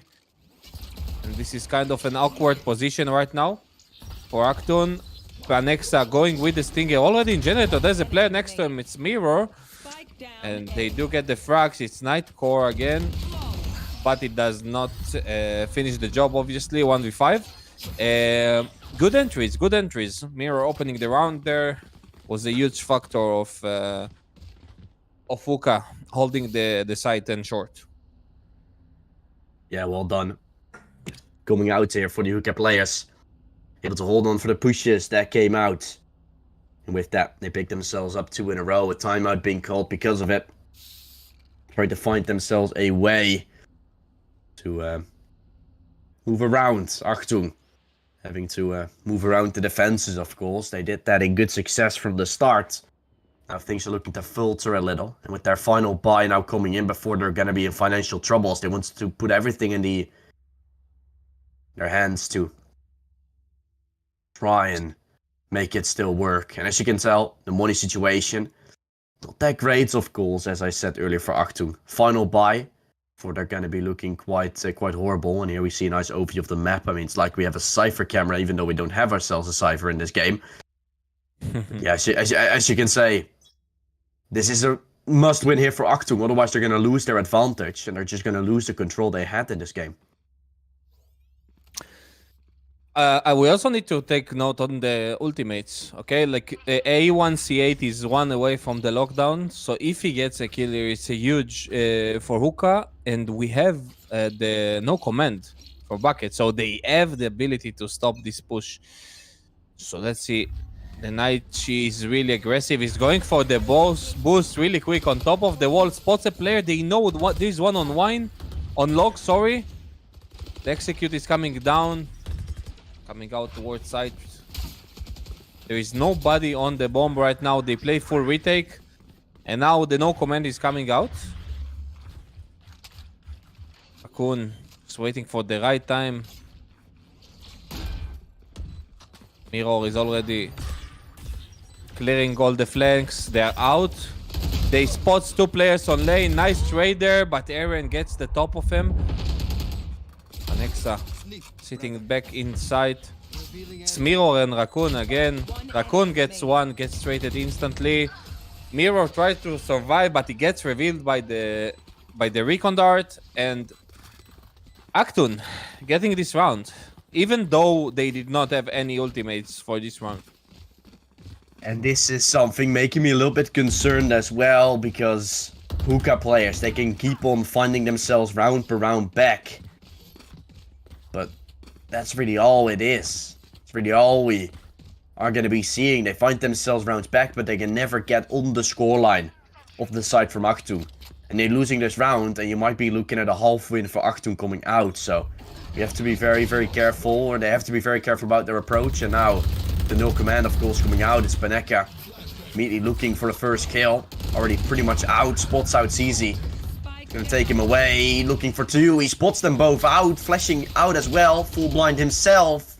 Mirror with two to respond. And it's gonna be a round taken. Mirror goes absolutely huge. Absolute massacre. Four on the board now. And one away from making a tied up scoreline once again. And now we gotta see, darling. The Actun side is broken economy-wise. They're gonna be having some sheriffs and maybe one phantom here and there, but that's all that they can afford. Yeah, but to be honest, I don't really understand it. Like, I feel like the reason they are pushing so aggressive is because, like, basically Sova is always playing B, and right now we don't have Sova. That's obvious, and they are not afraid of the shock dart, so they can just run really, really fast. However, it seems like they forgot they have Omen and Killjoy against them, and ZZ1 does get one. Ballas with the trade. It's Raccoon alone backside. This flash is huge. He can blind everyone on lane, and he does get the kill on Eren. But Money with the trade. AC8. He has the lockdown. We have a 3v3 situation. Look at the flank from Mirror. They wait for him to clear all of the A main. He might find Ballas on the giraffe spot. It's gonna be the kill of the round. Mirror is picking, gets the headshot spray, and he does get the second one. Goes for the knives, and he does clear out the Naichi. And Hookah are going for another quick round, quick retake, and win this one. They tie things up. Beautifully done. I was saying Hookah cannot seem to get on and beyond the scoreline, but so we can say of Actun that they cannot hold a lead themselves. They leave it now. It's a 5-5. It's all tied up. And this game all of a sudden became a chance here for Hookah players to make it work. They still have themselves a whole defender half to play up next, of course. Or Hookah players have a whole attacking side still coming up. And Actun still a whole defending side. So it's going to be a nice map to see some close results on. It's usually known on Ascent as well to be a map that you're seeing quite close results on almost every time.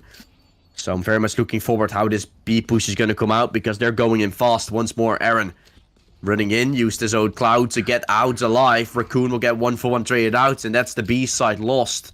4 versus 4 retake must be coming in. You only have yourself a Killjoy ult, but it's enough for a lockdown. It's enough for a retake. Yeah, but we have the ulti for Sova, obviously Money. Ballas does get ZZ1 there, misses the shot by Mirror with the trade. We might see the lockdown going down right now. Getting flashed. There is one player on B main. It will be Naichi. He is the key player for this round. He does swing. He goes for double kill. Clean headshots by Naichi. You see, like, they are playing super aggressive, okay? Like, Actun did not come here to play defaults. They did not come here to play slow. They just want to run over their enemies. Like, you know, that's one thing, like playing off meta comp. You usually don't play against Sage here, okay? So you don't, you like kind of forget about the wall, the boost wall on the window. So it's like maybe something you don't put over your mind. It also gives a lot of space once you have this extra angle covering you. And I think this is what gives them the confidence to go for these repeatedly pushes over and over again. Yeah, I mean, they're pushing in, and at the same time, when they've taken over the site, they're not just going to sit all on the side playing off the plant for no reason. No, they're fully committing into it, and actually having a flank as well ready to take. A little bit of awkward fight here coming out. Money back, gets away with one. The Nightshade is exactly the same. Reviving back up.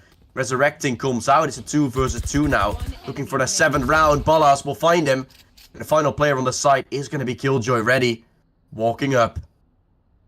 AI Trying to do it, does not seem to find it. The Nightshare once again. Sage does it all. And the round we won, so will the half. It's Aktun taking it. Yep, Aktun indeed take it. I'm not sure like if it's a good half or not for Aktun.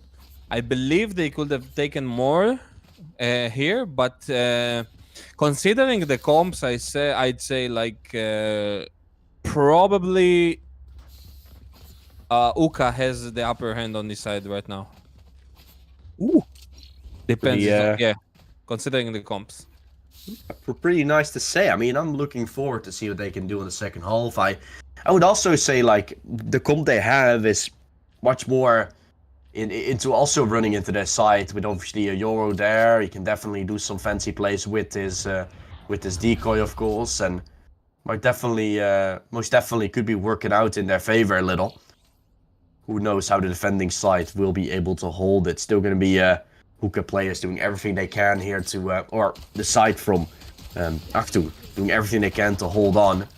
Slowly walking their way in, Mirror, getting the first one at the Nightshare already. Going to be an entry found here for the Hookah players and a good opportunity. The decoy making some steps, Beneka. Careful, it might have been a fake, but that's not the case.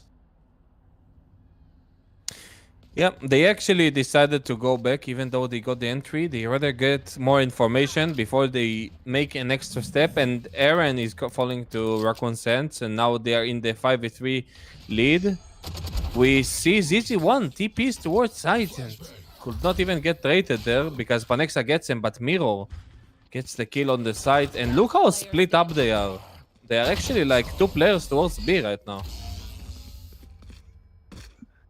Yeah, that cost them. Gonna win it. 6 on the board. Hookah players back to winning ways now, as they could be tying things up with the next round possibly going their way. After that, we're gonna go into the bonus round territory again. So whoever takes it will take the lead back in their hands, but the second round shouldn't cause too much problems coming up next, at least. Yep, definitely. We see a slow approach.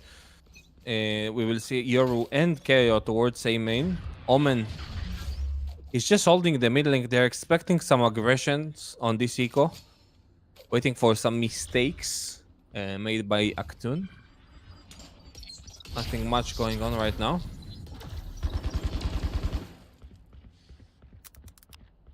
Miro does get the space on B main. Decides to push into site alone. That's crazy, I must say. He knows there's one player backside. It's gonna be Money there next to him. Ooh, Money does get Mirror, but Raccoon with the trade. That's some Planted. 2 waves execute. And they're gonna play for the post plant. Luckily for them, they didn't drop the gun, so they can't pick. It can't be picked up by Aktun. GC? Yeah.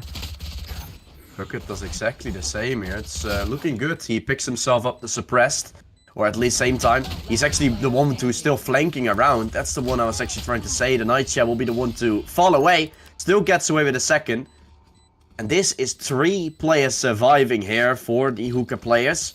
Could have been better, of course. Could have been more one-sided with the weapons they had. But 2 kills is something Aktun definitely wanted there. If you look at the buy, it is a real bonus buy we're going to be seeing now coming out from the Hookah players.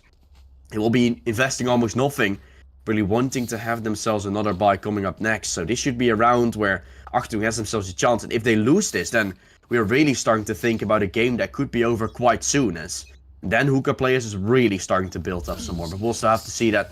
There he goes with the dimensional draft, of course, spotting out one of the players. Knows where the second one is as well.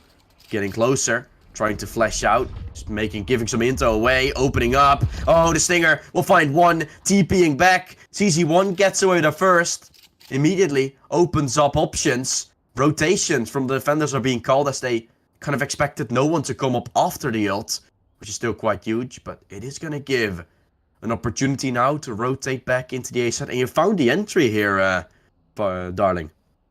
Yeah, it was a beautiful combo. Like the dimensional drift with the paranoia, it's like this is one of the best combos in the game.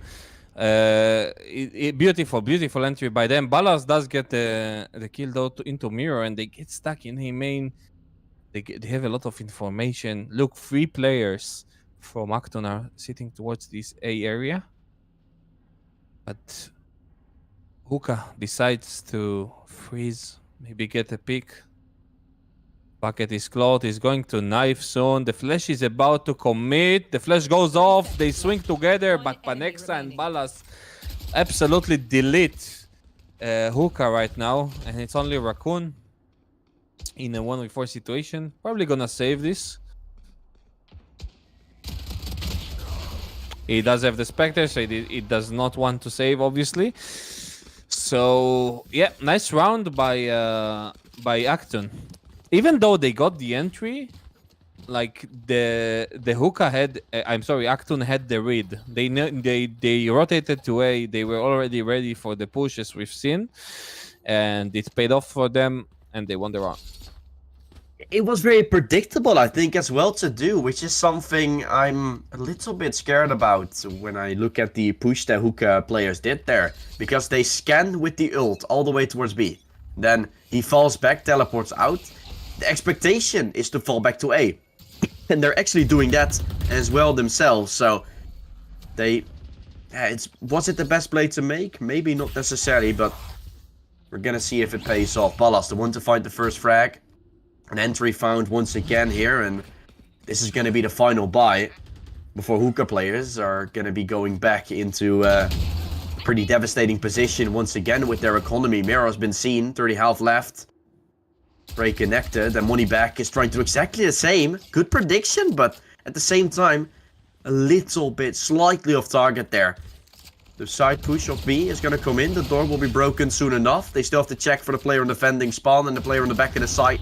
Sage trying his best to hold on. A spray through the smoke connecting. And the Nightshare having to step up. Gets himself too. Then falls down. But the site has been taken over. The spike will be planted. And this is a 2v2 retake for maybe even a chance to win the game as Ballas picks up the frag. Now, the fragment being used on the back of the side. The flash potentially. Panexa should be pushing in at the exact same time to help each other out. Ballas with the final frag, and that's 9 on the board. Achtung, they take it, and with that probably also double digits and a very good position to potentially win themselves the whole game. Yeah, this is a key round, obviously. We can see, like, Hookah has no money right now. This round was a key for them. However, they do still have the Blade Storm. Miro was actually doing such a good job. Okay, he got the entry on mid, and then he was surviving even though so much utility was thrown at him. And then when he is 1 HP going towards the site, he gets also a headshot through the smoke, but he still didn't manage to win this round.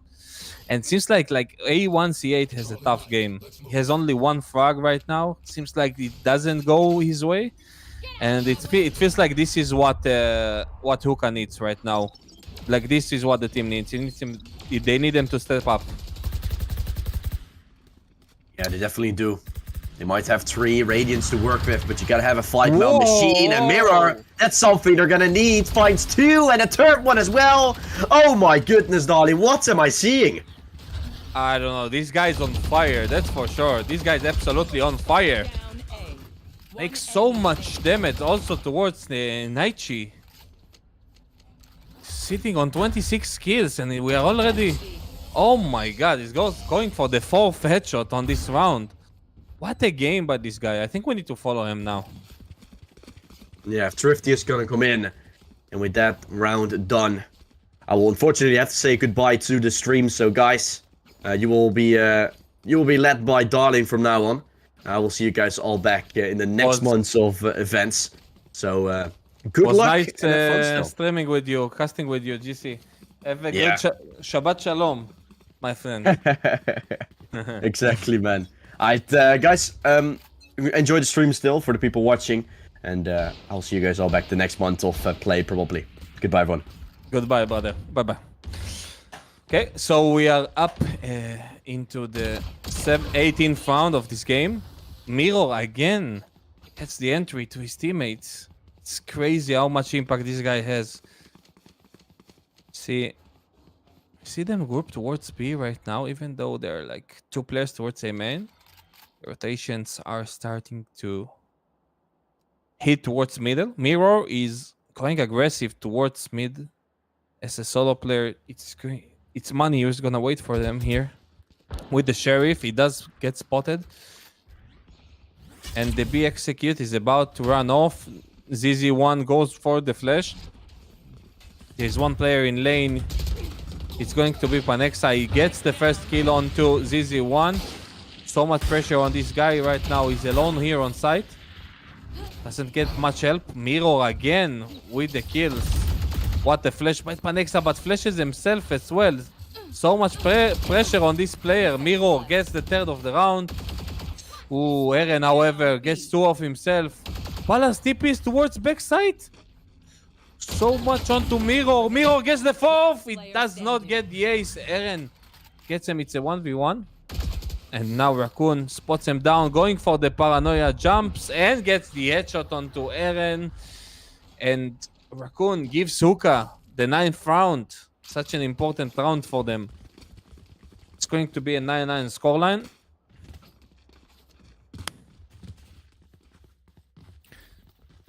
Looking at the ultimates, we have 4 ultimates on the side of Hookah, 4 ultimates on the side of Aktun. I'd say it's a bit more favorable for Aktun, considering the ults. But we're gonna see a very, very aggressive B push here. They go for the no command. It's going to be Panexa alone on site, sitting on stairs. Mirror again gets the entry for his team, gets the second one, but does get traded. Such a huge ult for Moneybag, gets 2 kills. But the revive is going down and Bucket is back into business. Bala sitting on stairs, spots one player, so much pressure on him. Does get the one onto A1C8. And all of a sudden we are in a 1v2. Raccoon spots one player. Will he expect Moneybag there right next to him? Raccoon is running towards the A side. He has the ultimate. And look at this Money. Just following him. He does decide to make noise. I'm not sure if Raccoon heard it. Decides to close the door. Oh no, Money, you go into the wrong direction. You do decide to break the door, but you run out of bullets. And Raccoon will clutch it to his teammates. Gives his team double digit. And that's a necessary timeout. I'm not sure if it's like more of a strategic timeout they need. It's more of like a mental timeout that they need right now. Considering how these rounds went. Like these rounds were close, okay? It's not like it was one-sided, like you play in a disadvantage all the time. It's coming down to those small clutches. And they decide whoever is going to win this.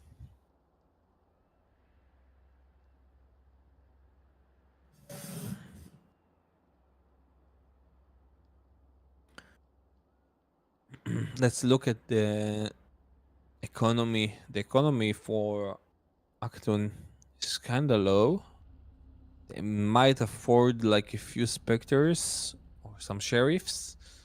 On the other hand, Careful. Hook has nice set of money in their bag. And they do have like the dimensional drift, which might be a key factor for them right now. Now, basically, you expect after a timeout to be like some sort of a change. And it's like maybe more of a mind games right now. And seems like they're still discussing how they want to play this round. Spike is being dropped at spawn. Yoru does get knifed on B main on purpose. It's really weird. They just run, get spawn. Seems like they're not sure how they still want to play this. Going slowly towards A, and Eren is already there. Top mid gets the headshot onto Mirror. Eren is going for the second one, and he does get it. Almost gets the third, but the damage has been done. Now the dimensional drift is going towards middle. Yoru is already CT spawn. He's going behind on short. Gets the flash there onto money. Needs to be careful. Does get the headshot. So now a 3v3 situation. But Hookah are actually going towards B side. And now the rotation from Panexa. They heard the steps, and that's the perfect timing for Raccoon. Finds him, and now it's all Balas alone, searching for a gun. Does not find anything. It's going to be a 3v1. They give ZZ1 the plant, so he gets the ult point. Spike planted. Let's look at the A1C8. Maybe he gets his first, or actually second kill of this game.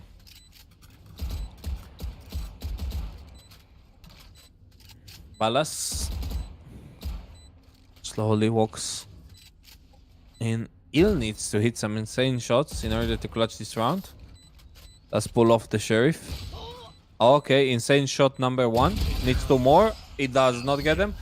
And ZZ1, he just used his ult this round, and he has 5 ult points already. He's literally 2 orbs away from using the dimensional drift again. That's crazy. I'd like to see A1C8 actually pulling his ult now. Time to jump.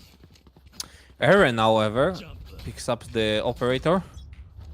He does see there on the bottom of the scoreboard, but the operator can change everything. Spots mirror, but uses the dash. That's a huge trade. Nothing for a dash. But they do decide to walk down mid with the operator cover. And Raccoon expects it. Does so much damage to both. Luckily for them, they have the Sage. And now Panexa hears all the steps on B main. Need a smoke soon. Still have the operator holding. It's going to be Aaron. Dimensional drift going out. Yoru is clearing all of the site. Oh my god, they still did not decide to commit to this. Mirror is aggressive, pulls a smoke towards City. Gonna give so much space to his team. That's an interesting lockdown. I've never seen this lockdown, and Mirror does get the kill onto money. It's up to Aaron right now. He has 25 HP. Mirror aggressive towards market, spots Omen, does decide to go for one more, and he catches Nietzsche before he dies. Aaron gets the trade, but it might be too late. Balas decides to TP onto both, gets taken down by ZZ1, and it's 12 rounds match point for Hookah. Match point. It's absolutely crazy what is going on right now. Miro with such an amazing game. 35-15. This guy is flying all over the map, getting entries for his teammates. Need a drop. Thanks. If you split the kills between A1C8 and Mirror, both together, it's like both sitting on 16. It's crazy. It's killing for them both.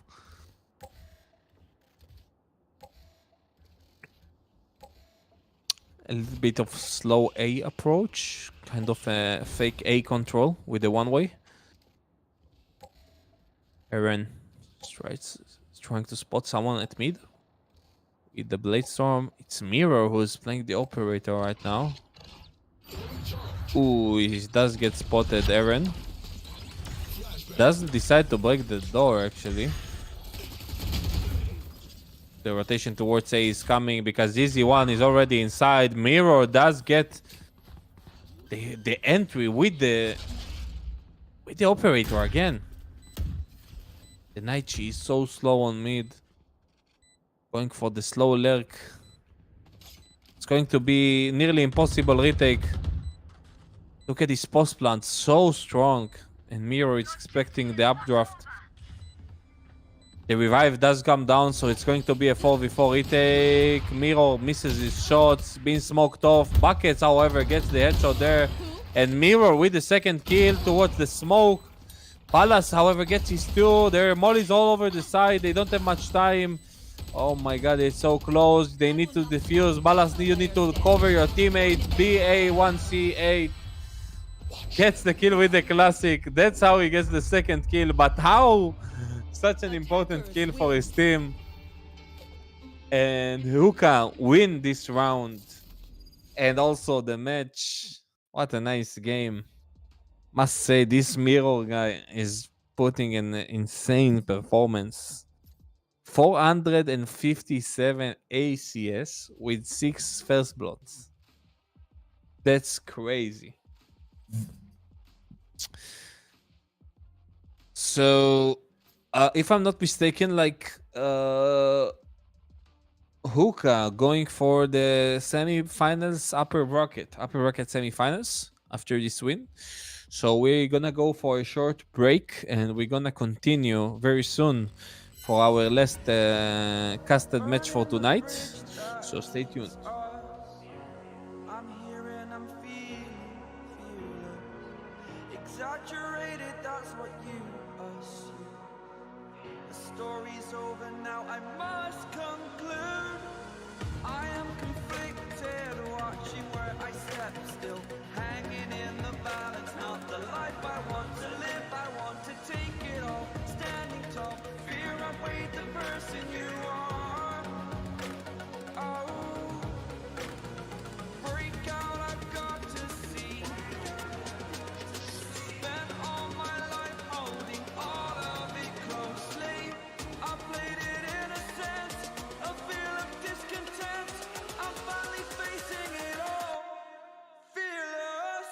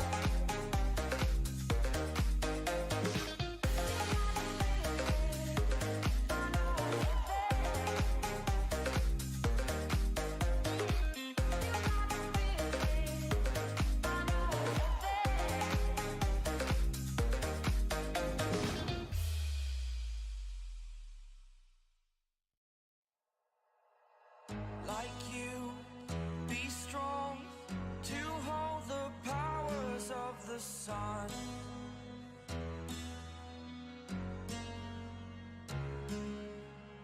To dream, believe in strength. Now I'm the only one, only one.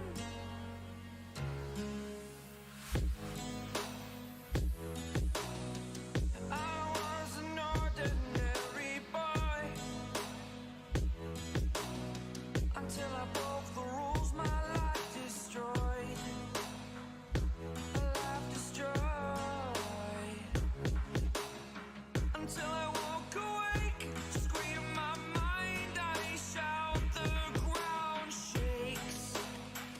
How much can I take? My mind will break. Will it break? Can I take? Can I be your superhero? Superhero.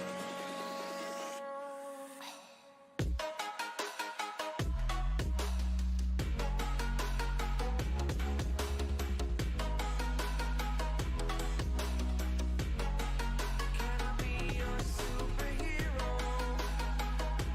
Superhero. Superhero.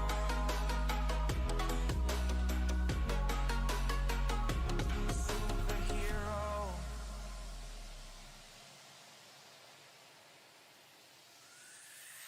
Fly away. It's the first time of today. Today. To dream, believe. You are the strength, you're all I need. Need. Oh, gonna give it a shot. Only one of me to shield you all from the enemy. You're a superhero. You're a superhero.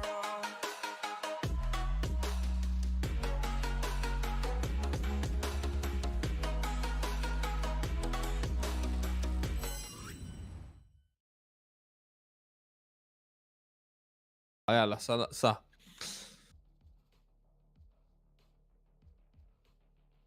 No, and welcome back, everyone. We are back to the semifinals Choose your right now engine. between Hookah and Five Freak. We're gonna see some icebox action. Let's look at the comps for both teams. ZZ1 does decide to play the Yoru again. Yoru is one of the agents I used to play on my team back when we were playing Icebox. I really like Yoru's impact here. I do like him more with the combined with the Breach, but they go more for the standard play with Sova and Jet.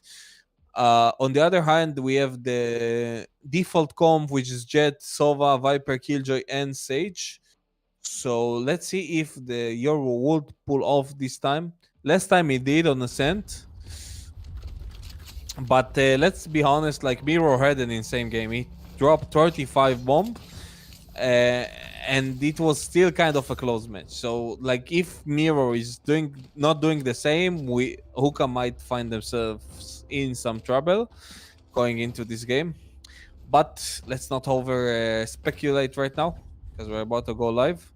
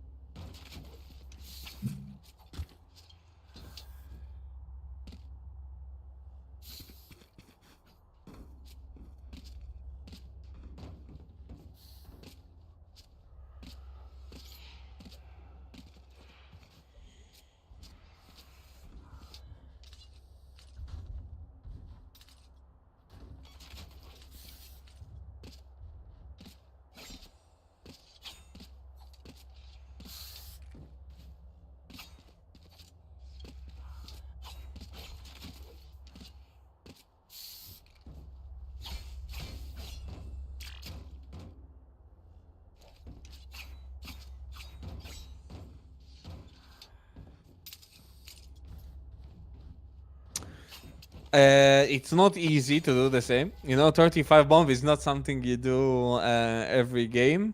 But it was really, really hot starting the last game. Let's see how he enters this one. We can see 5-3 going towards the A site. It's 4 players. The reveal does break down. It's easy one playing aggressive. Gets the one into fairy tail. Does not tip in time. And he gets traded. It's a pretty decent trade for them. They're playing passively, not deciding to commit anywhere. It's Mirror who is just sitting behind this box on B long. Not much times you see someone sit in such a spot. It's gonna be Mirrors going right past them.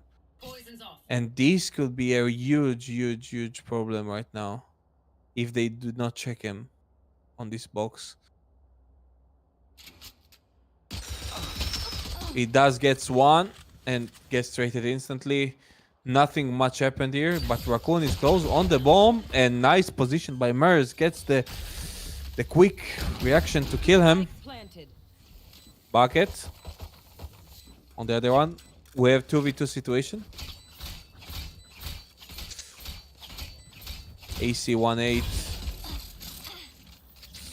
picking. Bucket does destroy the Nano Swarm. Swinging there towards Arcadia, gets the kill, but ACS is whiffing some shots. It's up to Daxers to play above him.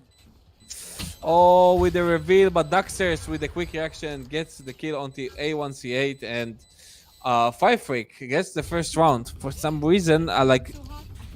Is there a way where I can follow you, Solo Wolf?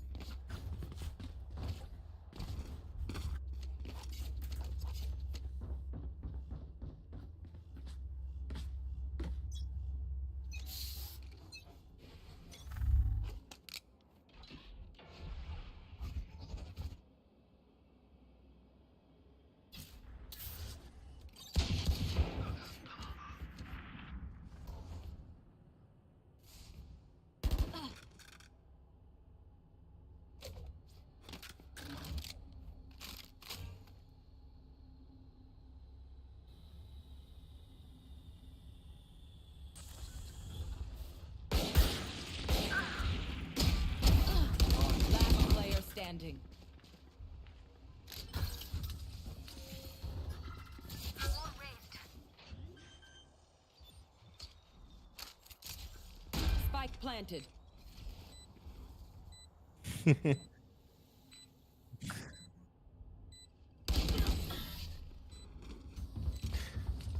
I'll tell you what, I have like a weird bug right now where like it's leaving the spectator every 1 second and then coming back.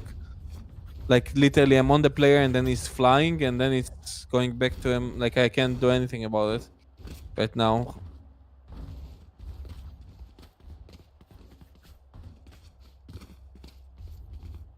Of the keyboard or mouse? It's not helping. It's like randomly goes into a player and then it's a free cam and it's switching every 2 seconds and I can't really do anything about it. Wait, I think I fixed it. Wait.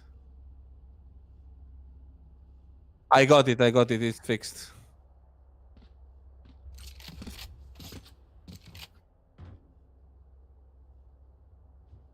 I don't see you for some reason. I mean not you, yeah. I mean I don't see where I follow you.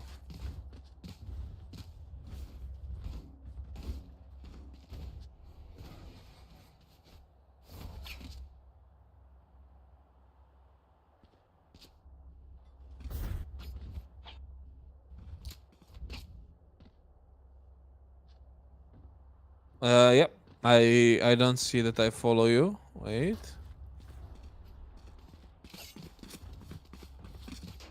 Who are you following now? Who are you following? Okay, can you switch? Can you switch? Can you switch again? Yeah, I'm with you. I'm with you. Perfect.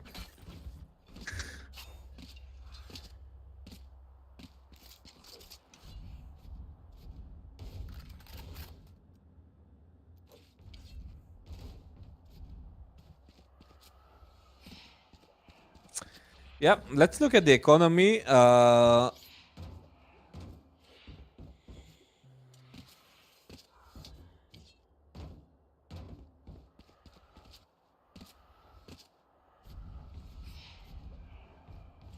Yep, they are obviously going for the full investments. They have four small shields, and this is something which is actually very weak against specters, so they need to be careful about it. On the other hand, we have one bulldog, three specters, and a sheriff to five freak. And nice little reveal there on middle by AO and C8. Why do they make our life so hard with these nicknames? Solo Wolf. Like seriously, can't you just call yourself Yakov or I don't know, something no. But Raccoon does get the entry there.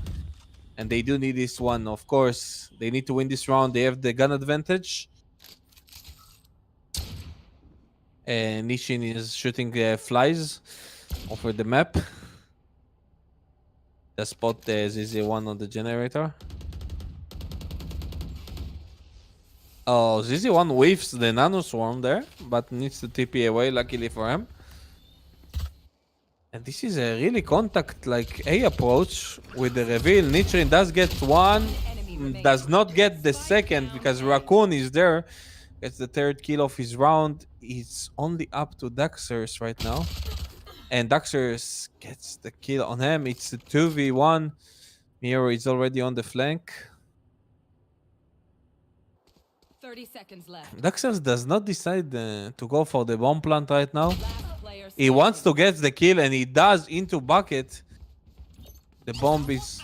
Oh, he misses the alarm bot. He does get the nice flick into Miro. Daxers, what are you doing?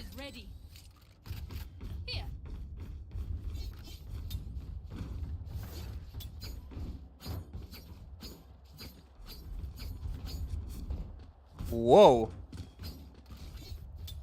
That was amazing shot. Like literally, it was like flicking into his head. Gets the entry and now he also has the lockdown.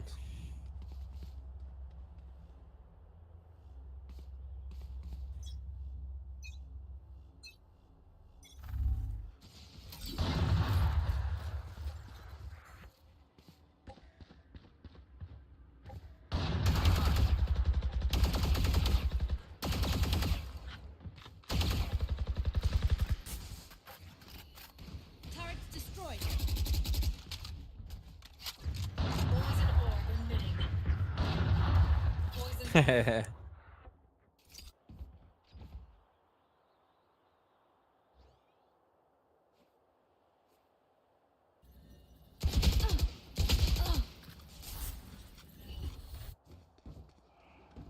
Yeah, they do get the mirror. Mirror is having a rough start already. And the 5-Freak decides to go towards A. It's Raccoon alone. He has only a sheriff to his hand. He does get spotted by the drone and gets marked as well, running for his life. Does manage to escape, but they have the site completely. Ooh, look at Acedia with 10 health only. Getting spent so hard by the sheriff. That's the spike on top. And they have a really solid post-plant situation now. Nishirin playing under does get the frag into a 1C8. And Nishirin does get his third kill of the round. And look, like Hookah were looking so solid the last game. And they are also facing some rough start. And this is what I talked about the Solo Wolf. Like it was such a close game when you have a Jet that does 35 kills. It shouldn't be that way. And if Mirror is not going to like step up on this game, Hookah might find himself in a really tough situation.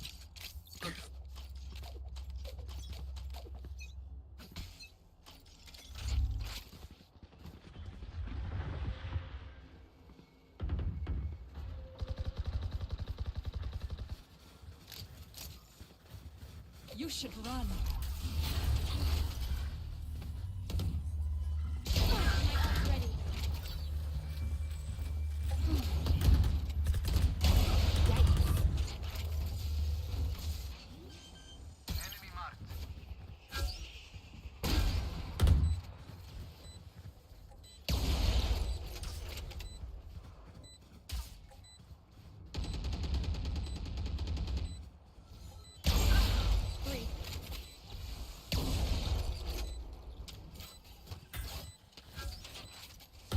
One enemy remaining.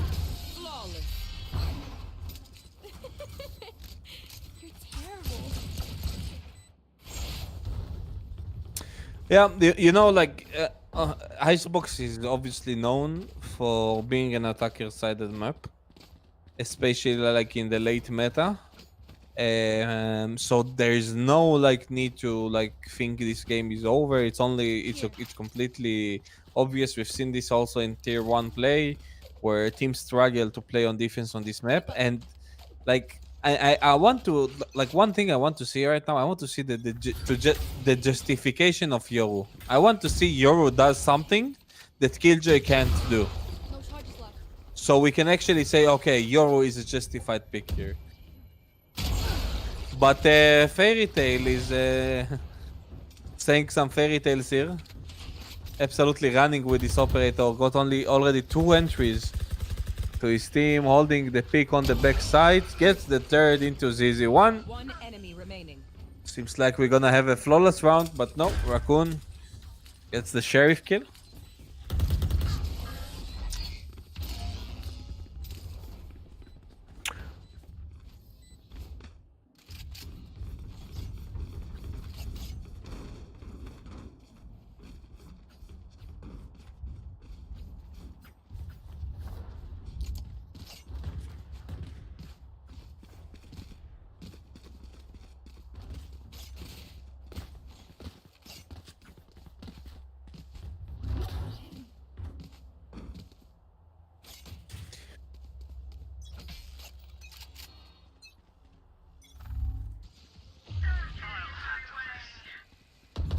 Yep.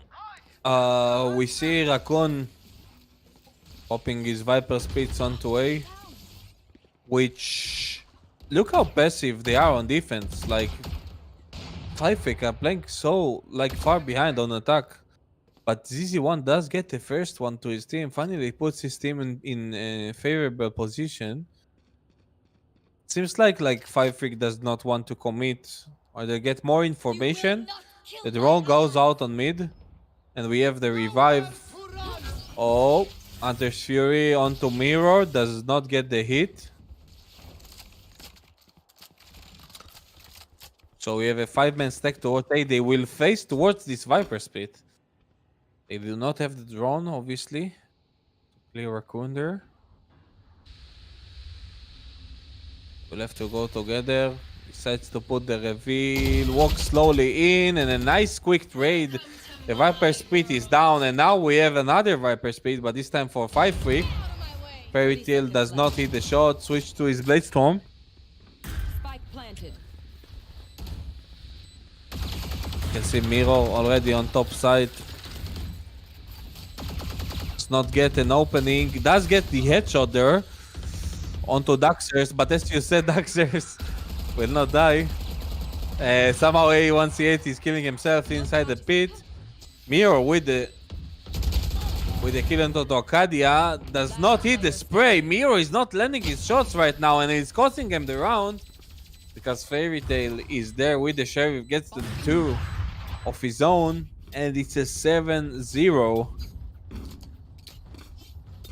for 5 Freak.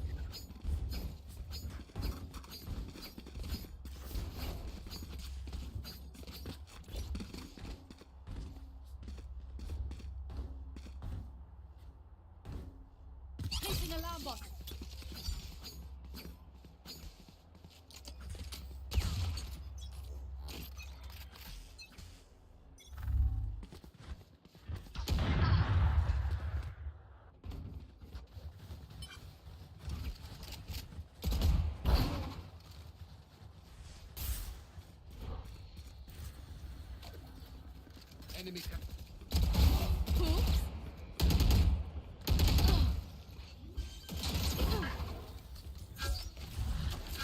Spike planted.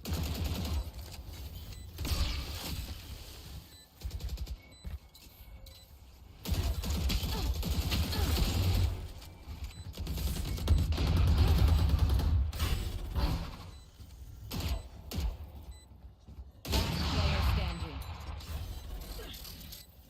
Poison's off.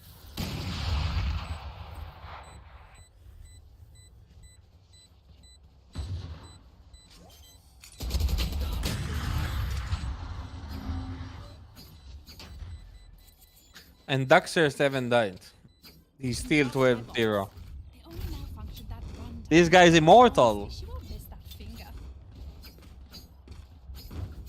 Okay, 8-0. We've seen again, like the entries. It's so hard when you always get the entries. All the entries are going towards 5-freak, and even last round when it was Hookah was actually getting the entry, the revive came down for Mysadia, so it doesn't really matter.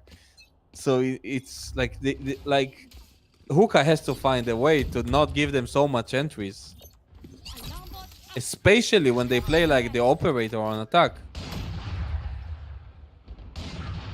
And again, only I talk about it, and Fairy Tail does get another one into Raccoon. They decide to take these long range fights against the operator, which doesn't make any sense.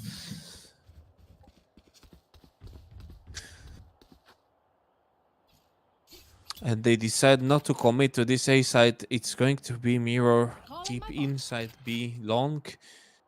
It's a lot about him. How much can he get before he dies here? Good crosser placement, but this one shot gets the second headshot. That's huge. And now it's in favor of Hookah in this round. AC-18 on top of the side does get one on Mysadia, and probably it's the immortal guy, Daxers, who haven't died once. He's in the 1v4. He needs to be absolutely insane right now, but he's not.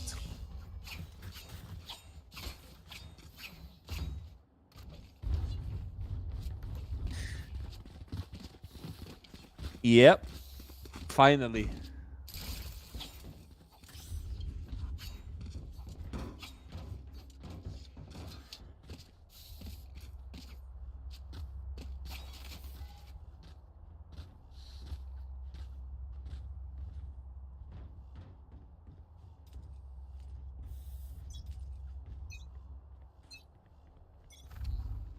Scanning ahead.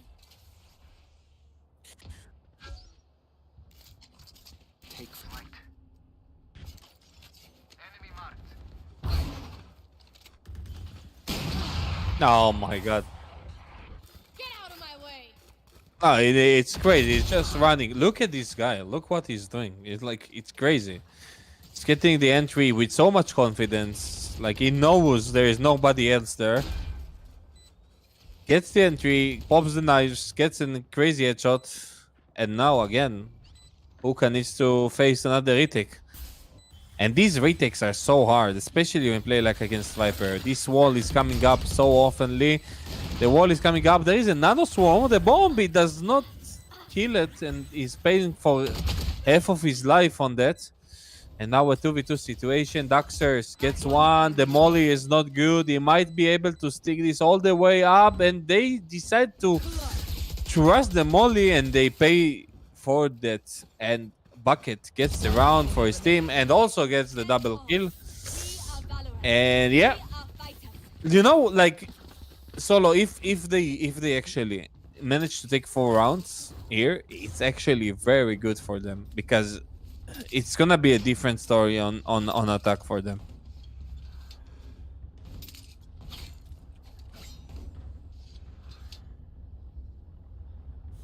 We go.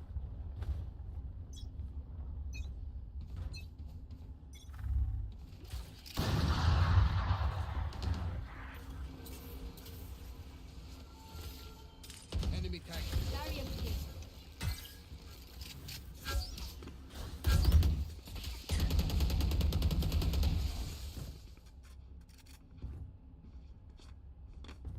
You should run.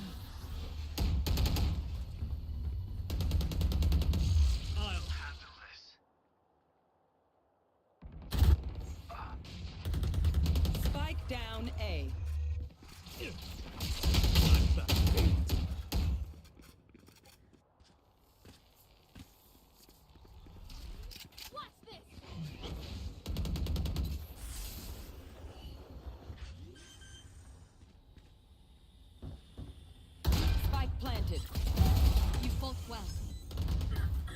Last player standing. Yep. Yeah, Bucket is totally alone right now. He almost gets Fairy Tail, but Fairy Tail is somehow surviving these bullets. Last round in the half. Nishwin decides to take a timeout. And that's interesting. Like I think like this timeout is basically more of like, even though we're leading, we need this round. Let's make sure we take it. So they might come up with some interesting strategy here. Seems like they are one for the Hunter's Fury.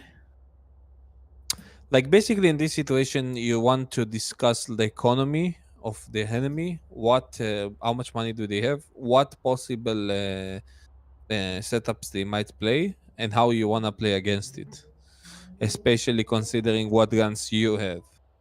So I guess this is what 5 Freak is doing right now.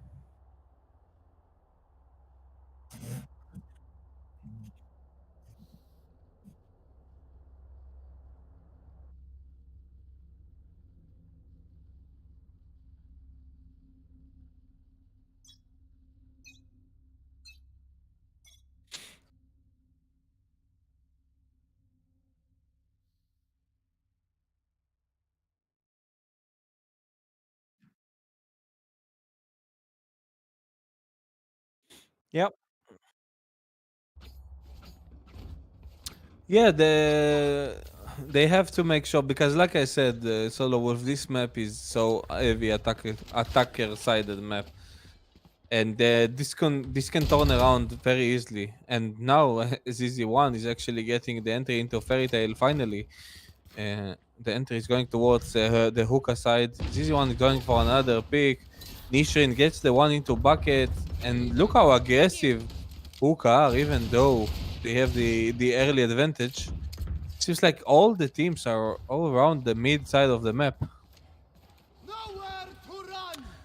ZZ1 is really aggressive. The answer Fury from Nishrin does get Raccoon, and also gets the tag into ZZ1. Puts him on 27 HP, sorry. And again, the reverse advantage, you know? They got the advantage, and all of a sudden they're at disadvantage really, really quickly. And not only that, like RZ1 Asadia has the revive already. Merce gets the one into CC1. It's up to Mirror and AC1 C8.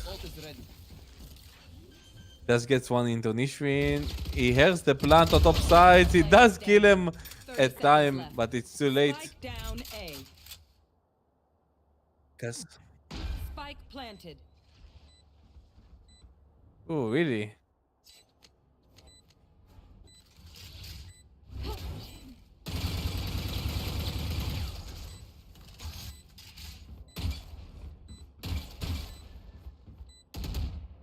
I guess he has 9 souls.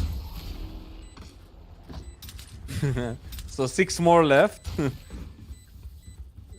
Switching sides. All right, 10-2 it is. I'm not sure how they're gonna approach this attacker side with Yoru, but we'll see. They definitely need this pistol round. Like, you know what? Yeah.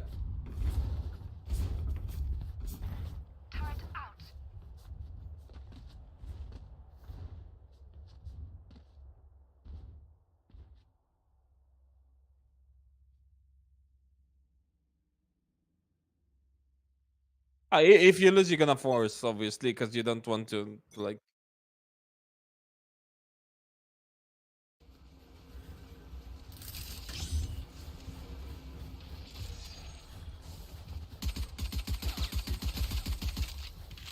Yep. Okay, we see a quick approach now from Hookah.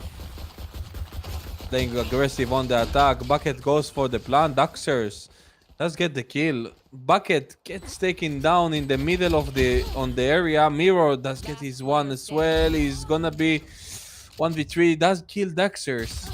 Doesn't have much HP, and Nishrin kills him, and the pistol down is not going in their side.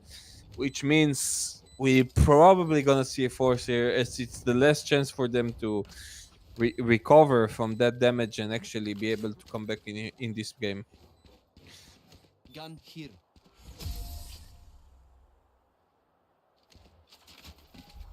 Revealing area.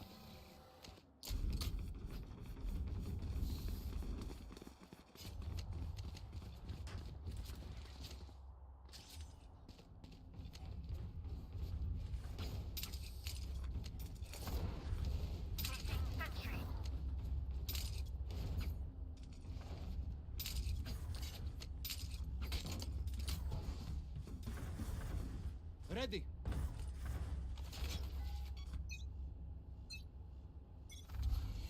Scanning ahead.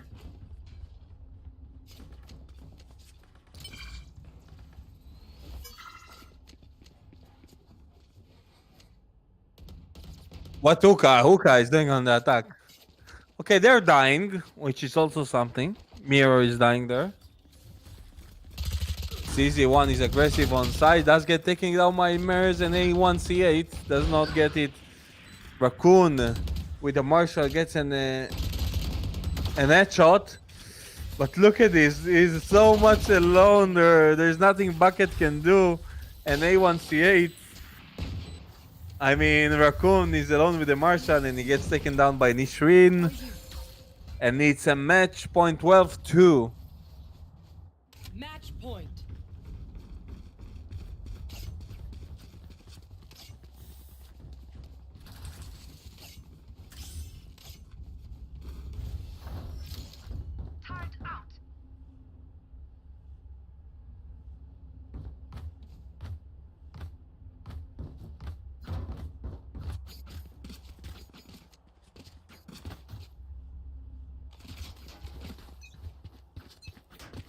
Yeah, I mean, like, it's obvious that Fairy Tail was on top of this quite every single fight. And look at this again. Another fastball is going towards Fairy Tail. And Fairy Tail is still there against the Spike second down one. A. So much damage by this guy. It's almost like Miro is facing his harder self from the last game.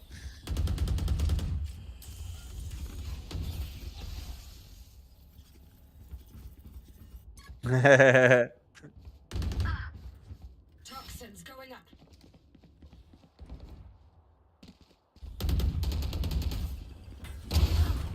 Oh, Last player standing. Last player standing.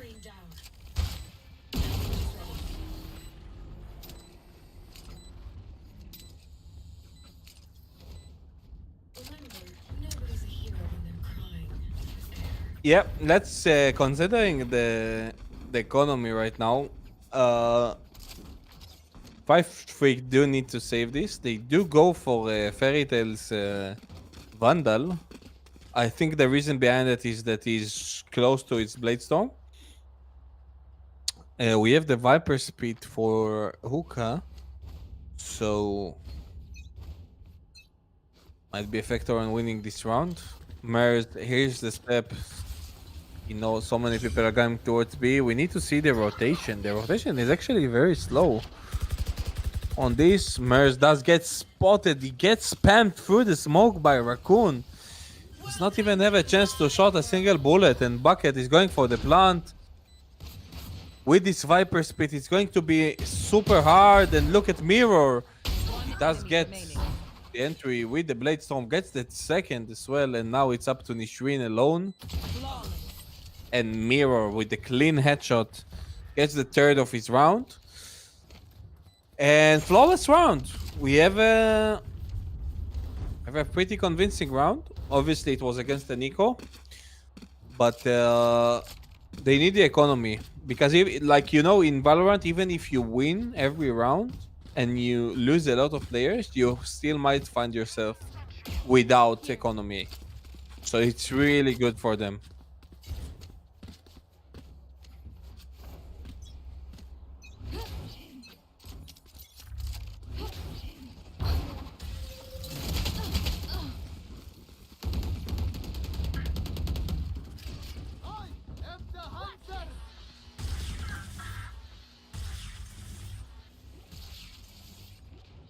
Wow, Nishrin getting one with the Hunter's Fury, but nice trades there by Bucket. ZZ1.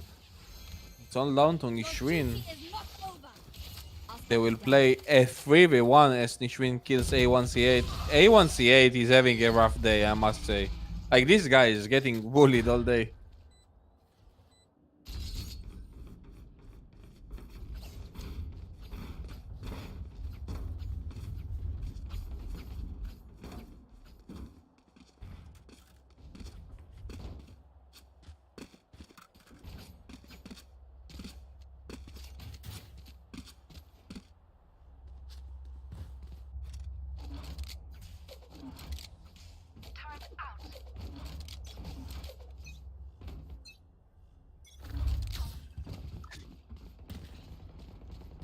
Yeah. They need to be careful though. Like if Fuka is building momentum here, they might find themselves really struggling to get this last round. Oh, Daxer is getting damage here. Pretty aggressive.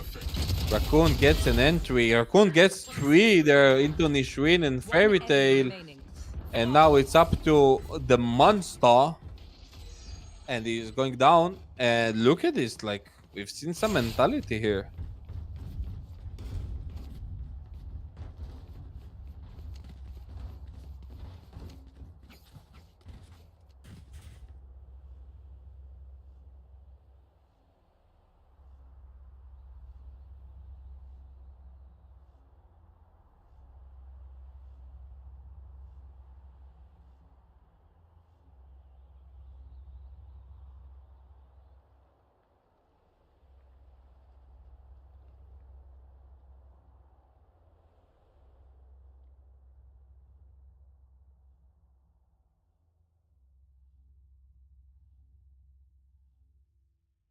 This one point is like you can say like it can be easy. It's only one, but it can be really hard, especially on like Icebox.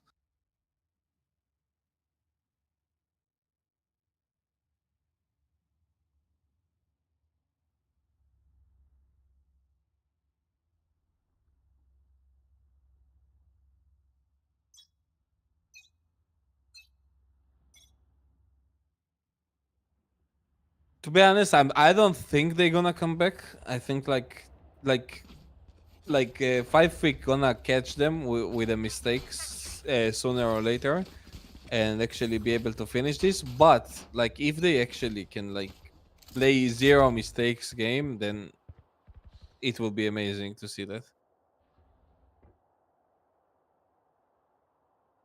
See mirror going towards middle. The drone is clearing all the close angles on A.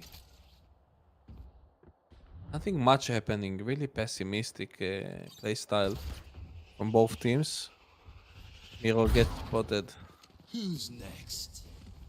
And now... What?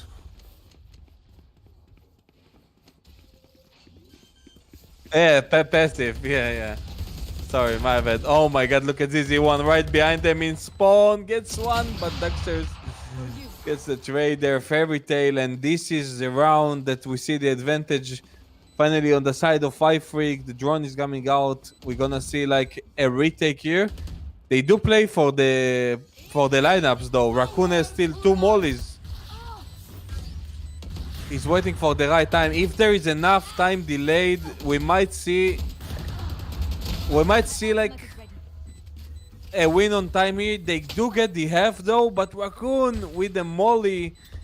And this is the power of Viper playing the post plant.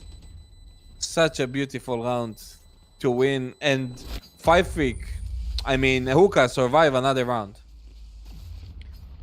So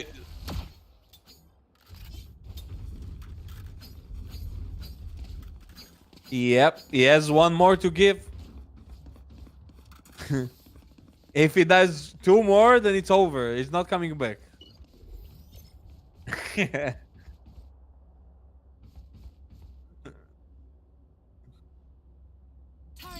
If he's crashing after that, I'm gonna feel guilty. Alarm bot. Recalling my bot.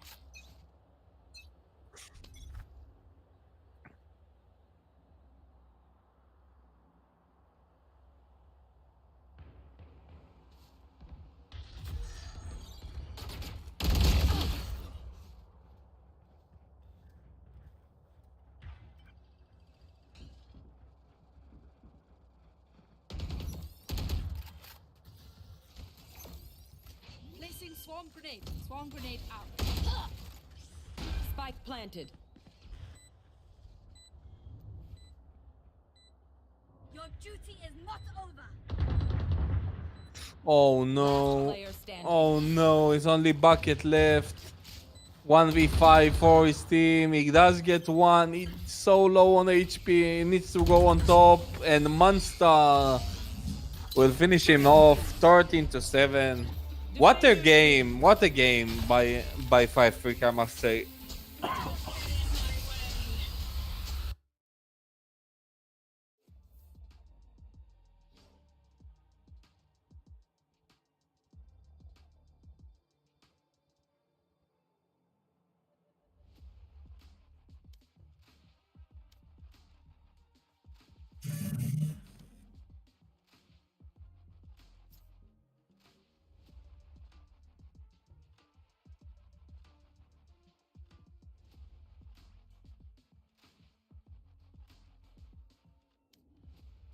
Yeah, to see like I really liked about 5 Freak is like they have this like play style where they play to punish, okay? Like playing operator on attack, like Fairy did, is like basically means if I want to get advantage. I'm not really looking into rushing into the side. I play for picks. I want them to pick me. I get the kill, then we decide where we go. And rather instead than just go into the site and like try to push with abilities and take the fight in their space. No, they rather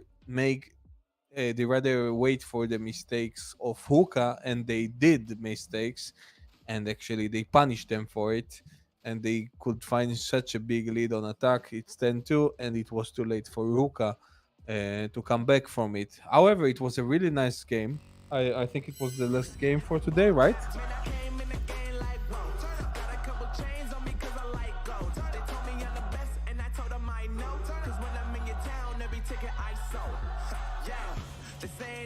Okay, so I want to thank you, Solo Wolf, for having me here. It was such a beautiful game today, and tomorrow is gonna be the grand finals, right?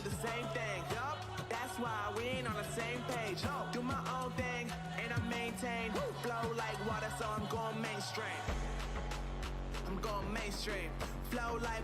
I'm going mainstream. Yeah, I'm going mainstream. Flow like water, so I'm going mainstream. I'm going mainstream. Mainstream. Flow like water, so I'm going mainstream.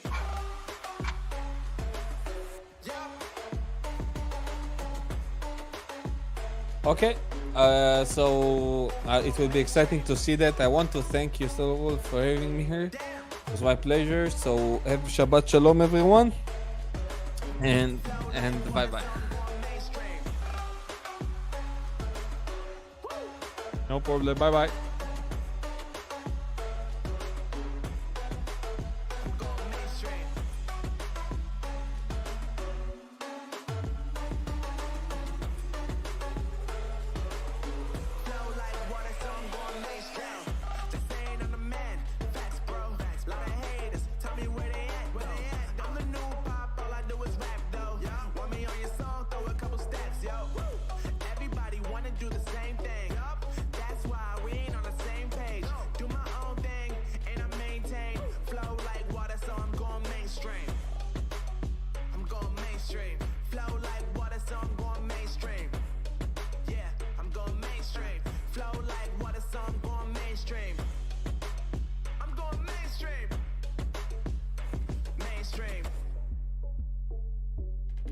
Flow like water, so I'm going mainstream.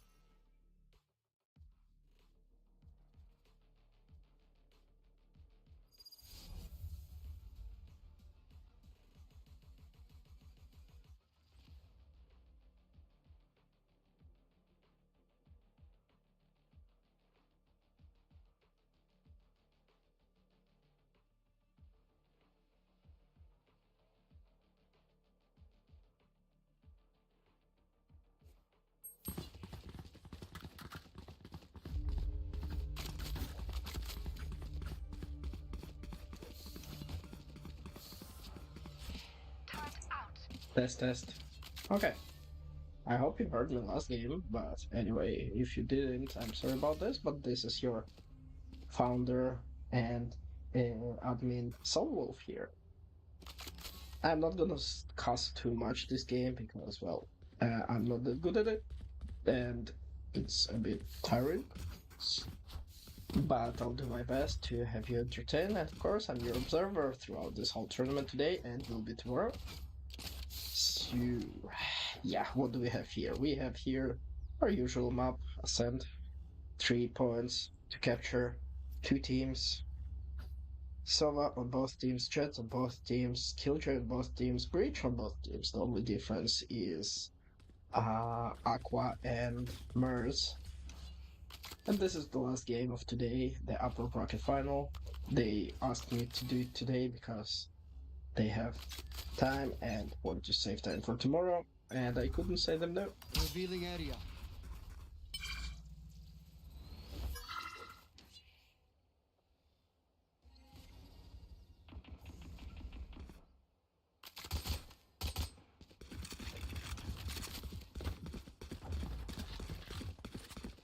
Spike planted.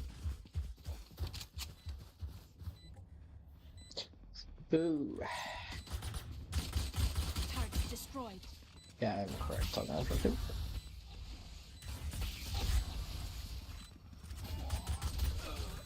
If our freaks manage to get inside the point and start killing WBR, Mr. God is just clearing up together with Specs.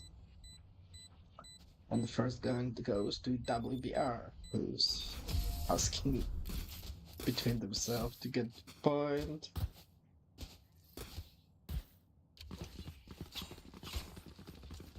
Very interesting fact that WBR were in our tournaments a few times and they won, I think 1 or 2, I don't remember if 2, but 1 for sure they won the tournament.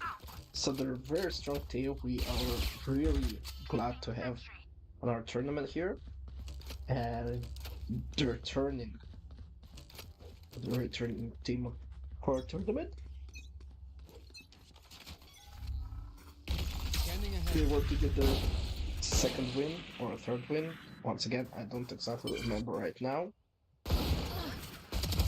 Lombra is getting a beautiful kill, but Mistegan is just on point, getting double kill. Maybe we'll get this point.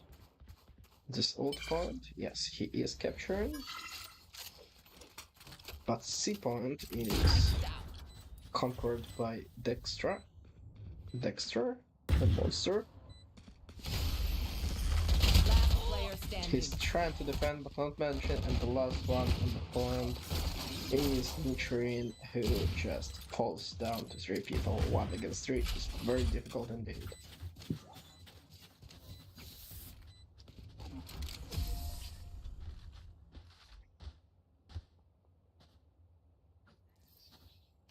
I'm gonna run my fist through that omen's face. Can you even punch a ghost? Who cares? I'm doing it.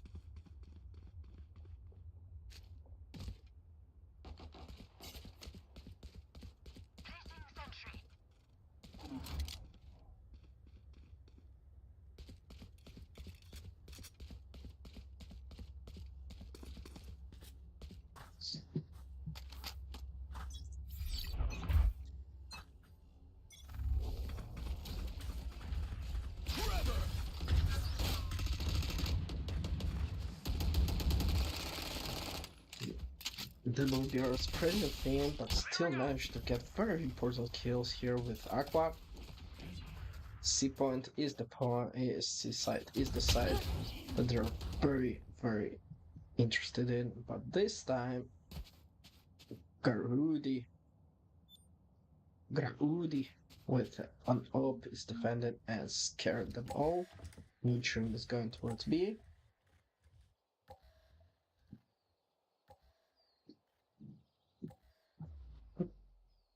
No defense in B except Last player Robert. standing. Mistegan, another strong kill with different op. Operator on Minchi on Grody and on Mistegan. Okay, that's strong. Nutrien is the only survivor. Getting specs. Oh, this was a nice try.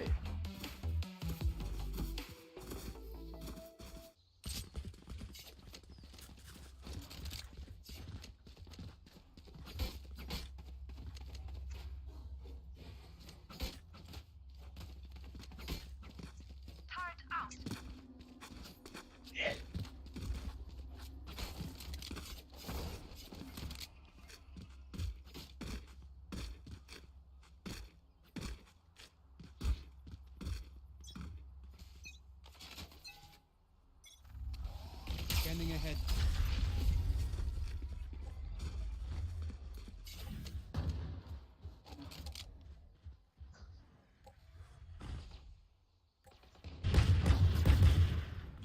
Okay, so we can see that Team 5 Freaks has got inside B side and planted the bomb. So now the retake is taking place. I'm sorry guys, I'm not really in a strong opportunity to cast, but Garudi is sniping everyone around. It's One very enemy remaining. difficult for Team 5 Freaks, but they're managing to hold their own and not going on flawlessly.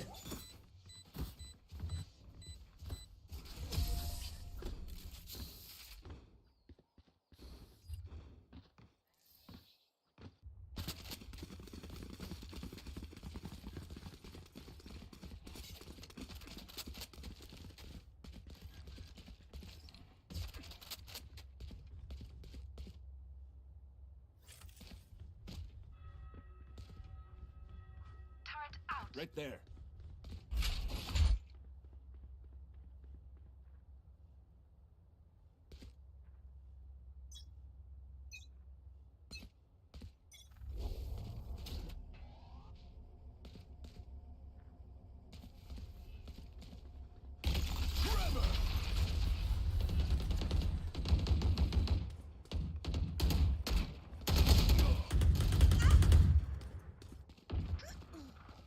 Spike planted. Deploying drone.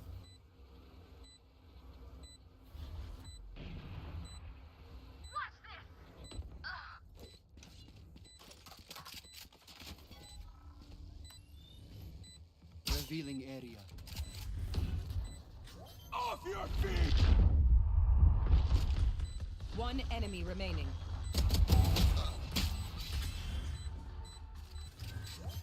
Back to work.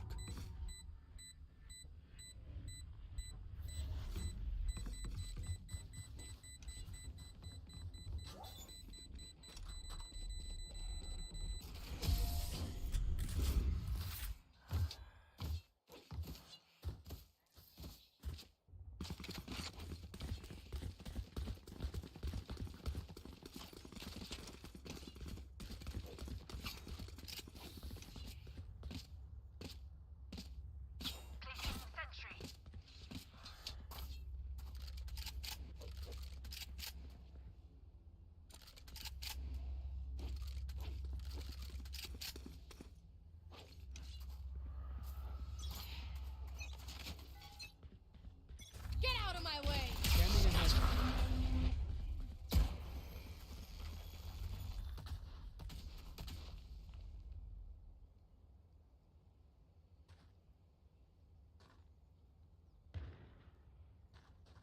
Enemy tagged.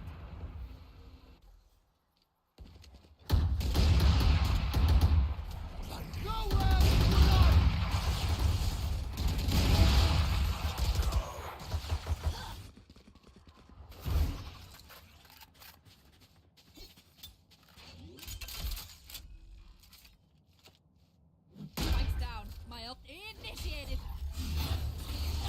Alarm bot out. Last player standing.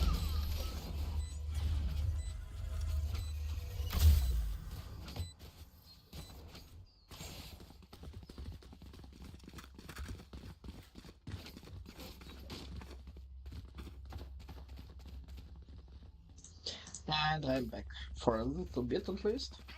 It seems that finally they managed to score a first point for themselves, Team 5 Freaks, but at what cost? It cost them both Killjoy Ultimate and Jet Ultimate, which are very, very strong weapons.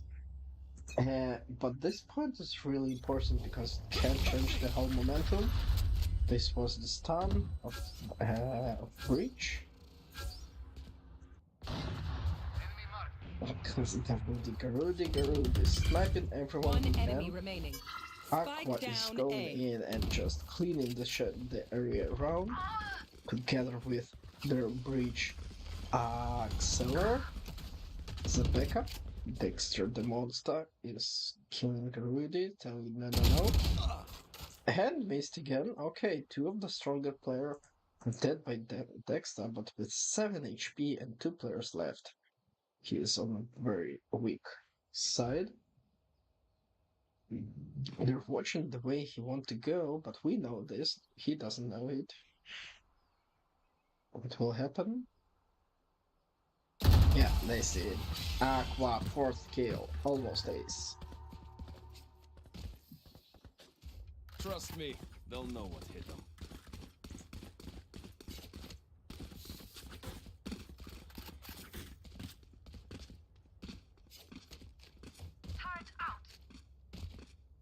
Right there.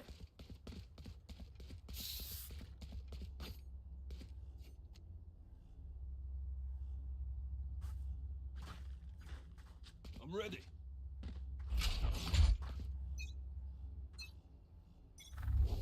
Forever!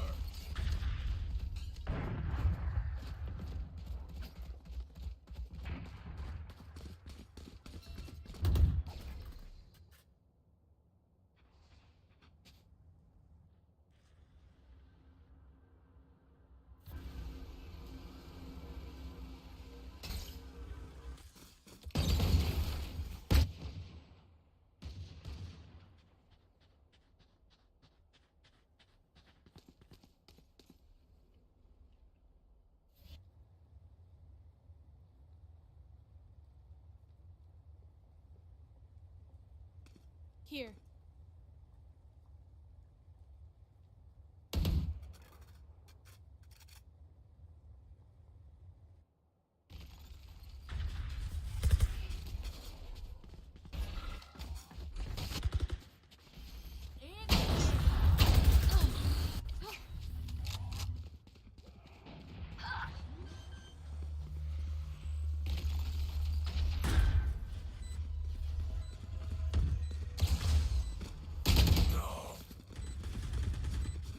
One enemy remaining.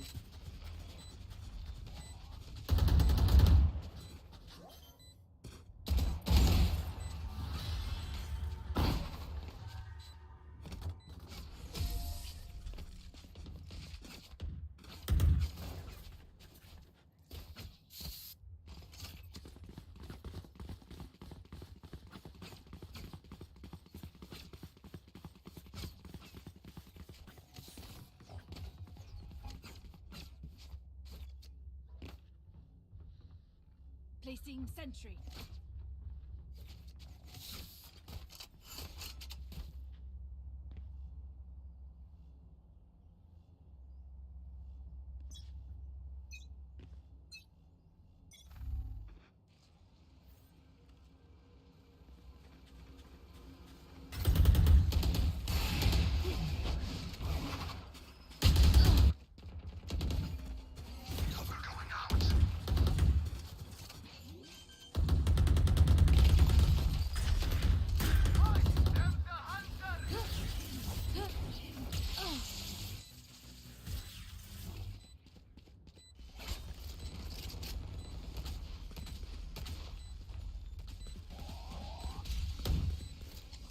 Take flight.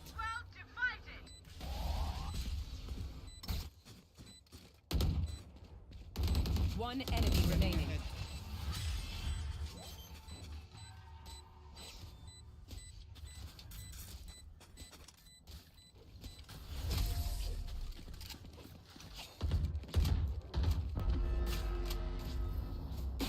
Act on my intel. Don't give them time to reposition.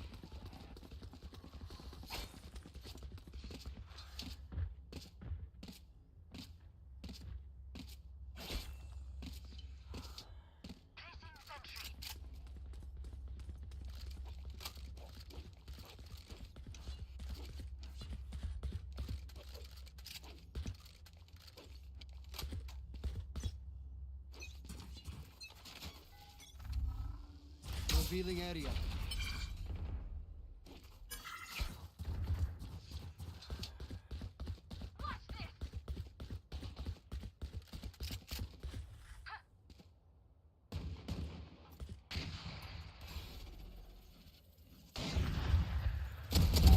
Defeated.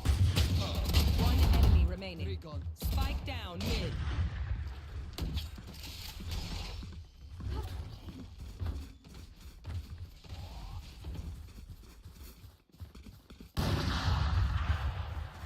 Not ready yet.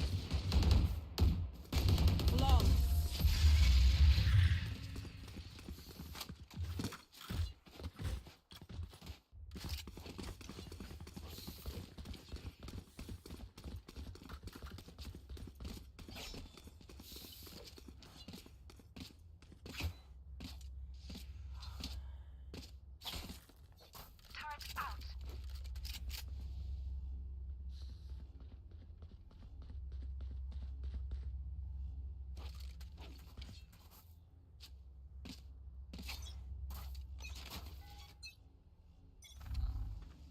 Revealing area.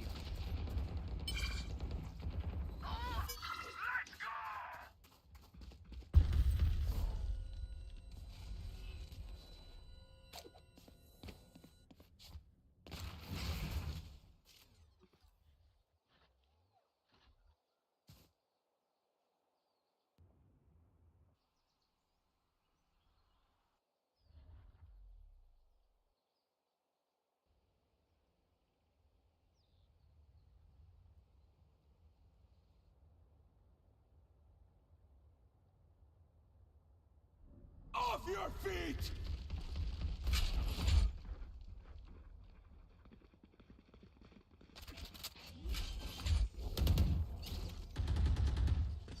Spike planted.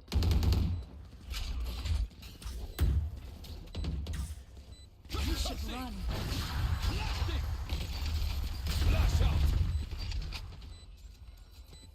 Blinding! One enemy remaining.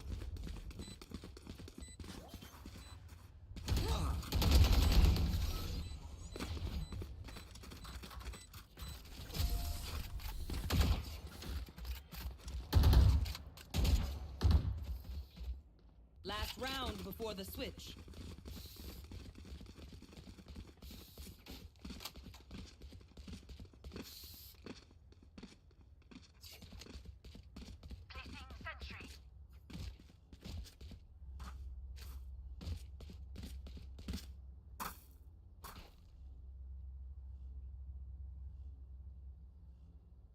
Keep up!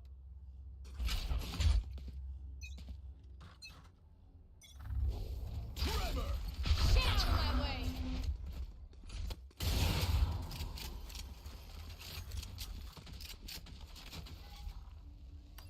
Scanning ahead.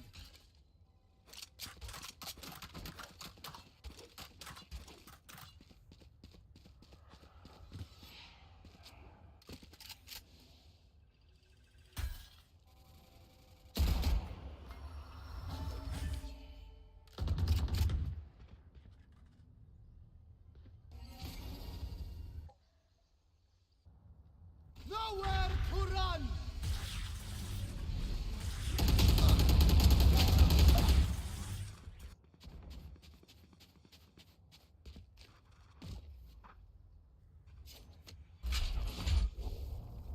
Concussing!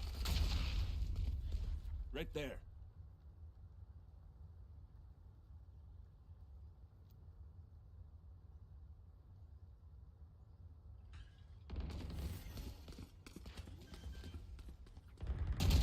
Thirty seconds left.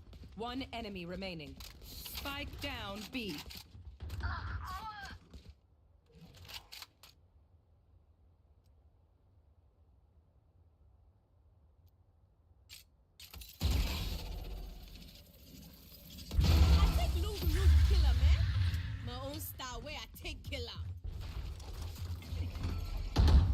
Switching sides.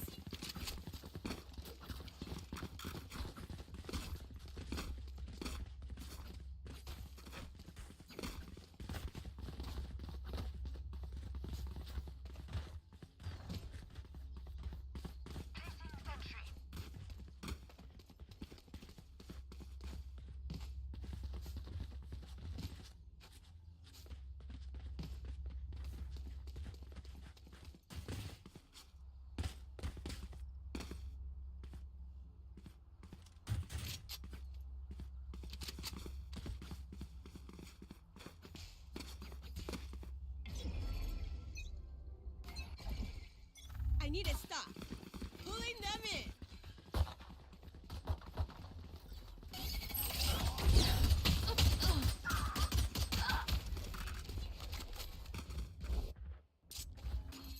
Blocking vision.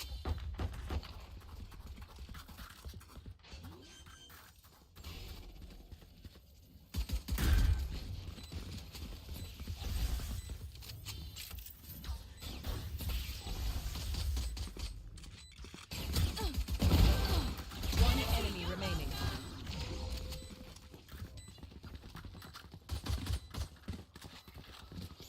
Match point.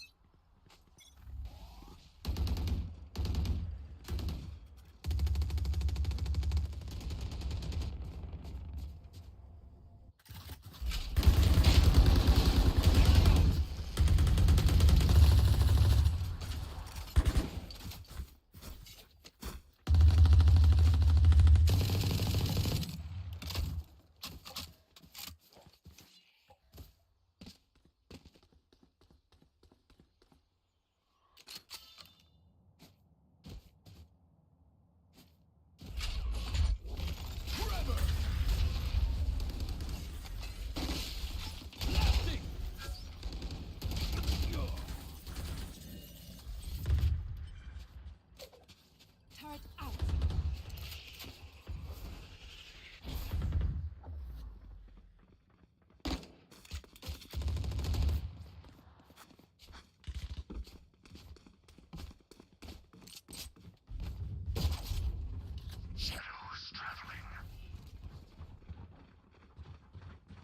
30 seconds left.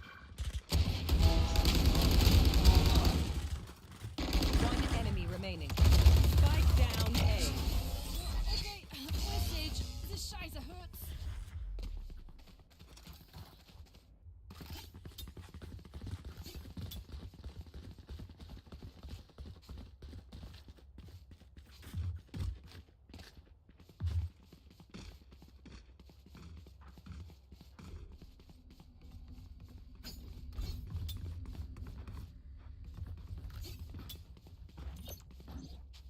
Placing alarm bot. I'll show her who's a real genius is. Placing sentry. Placing swarm grenade.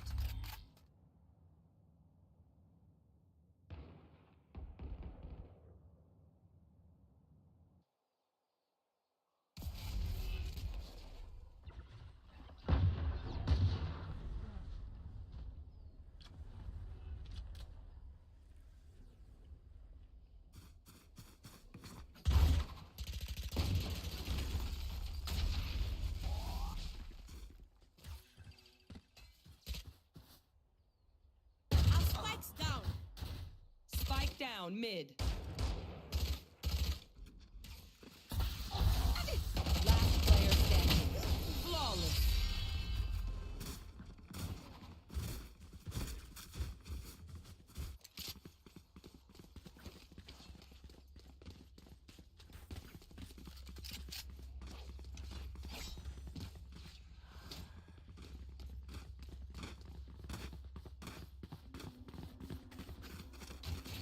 Turret out.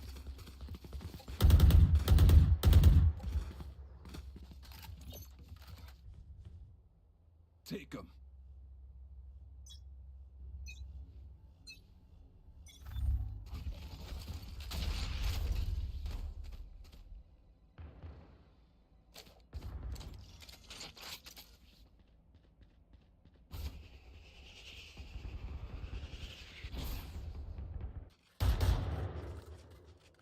Right there.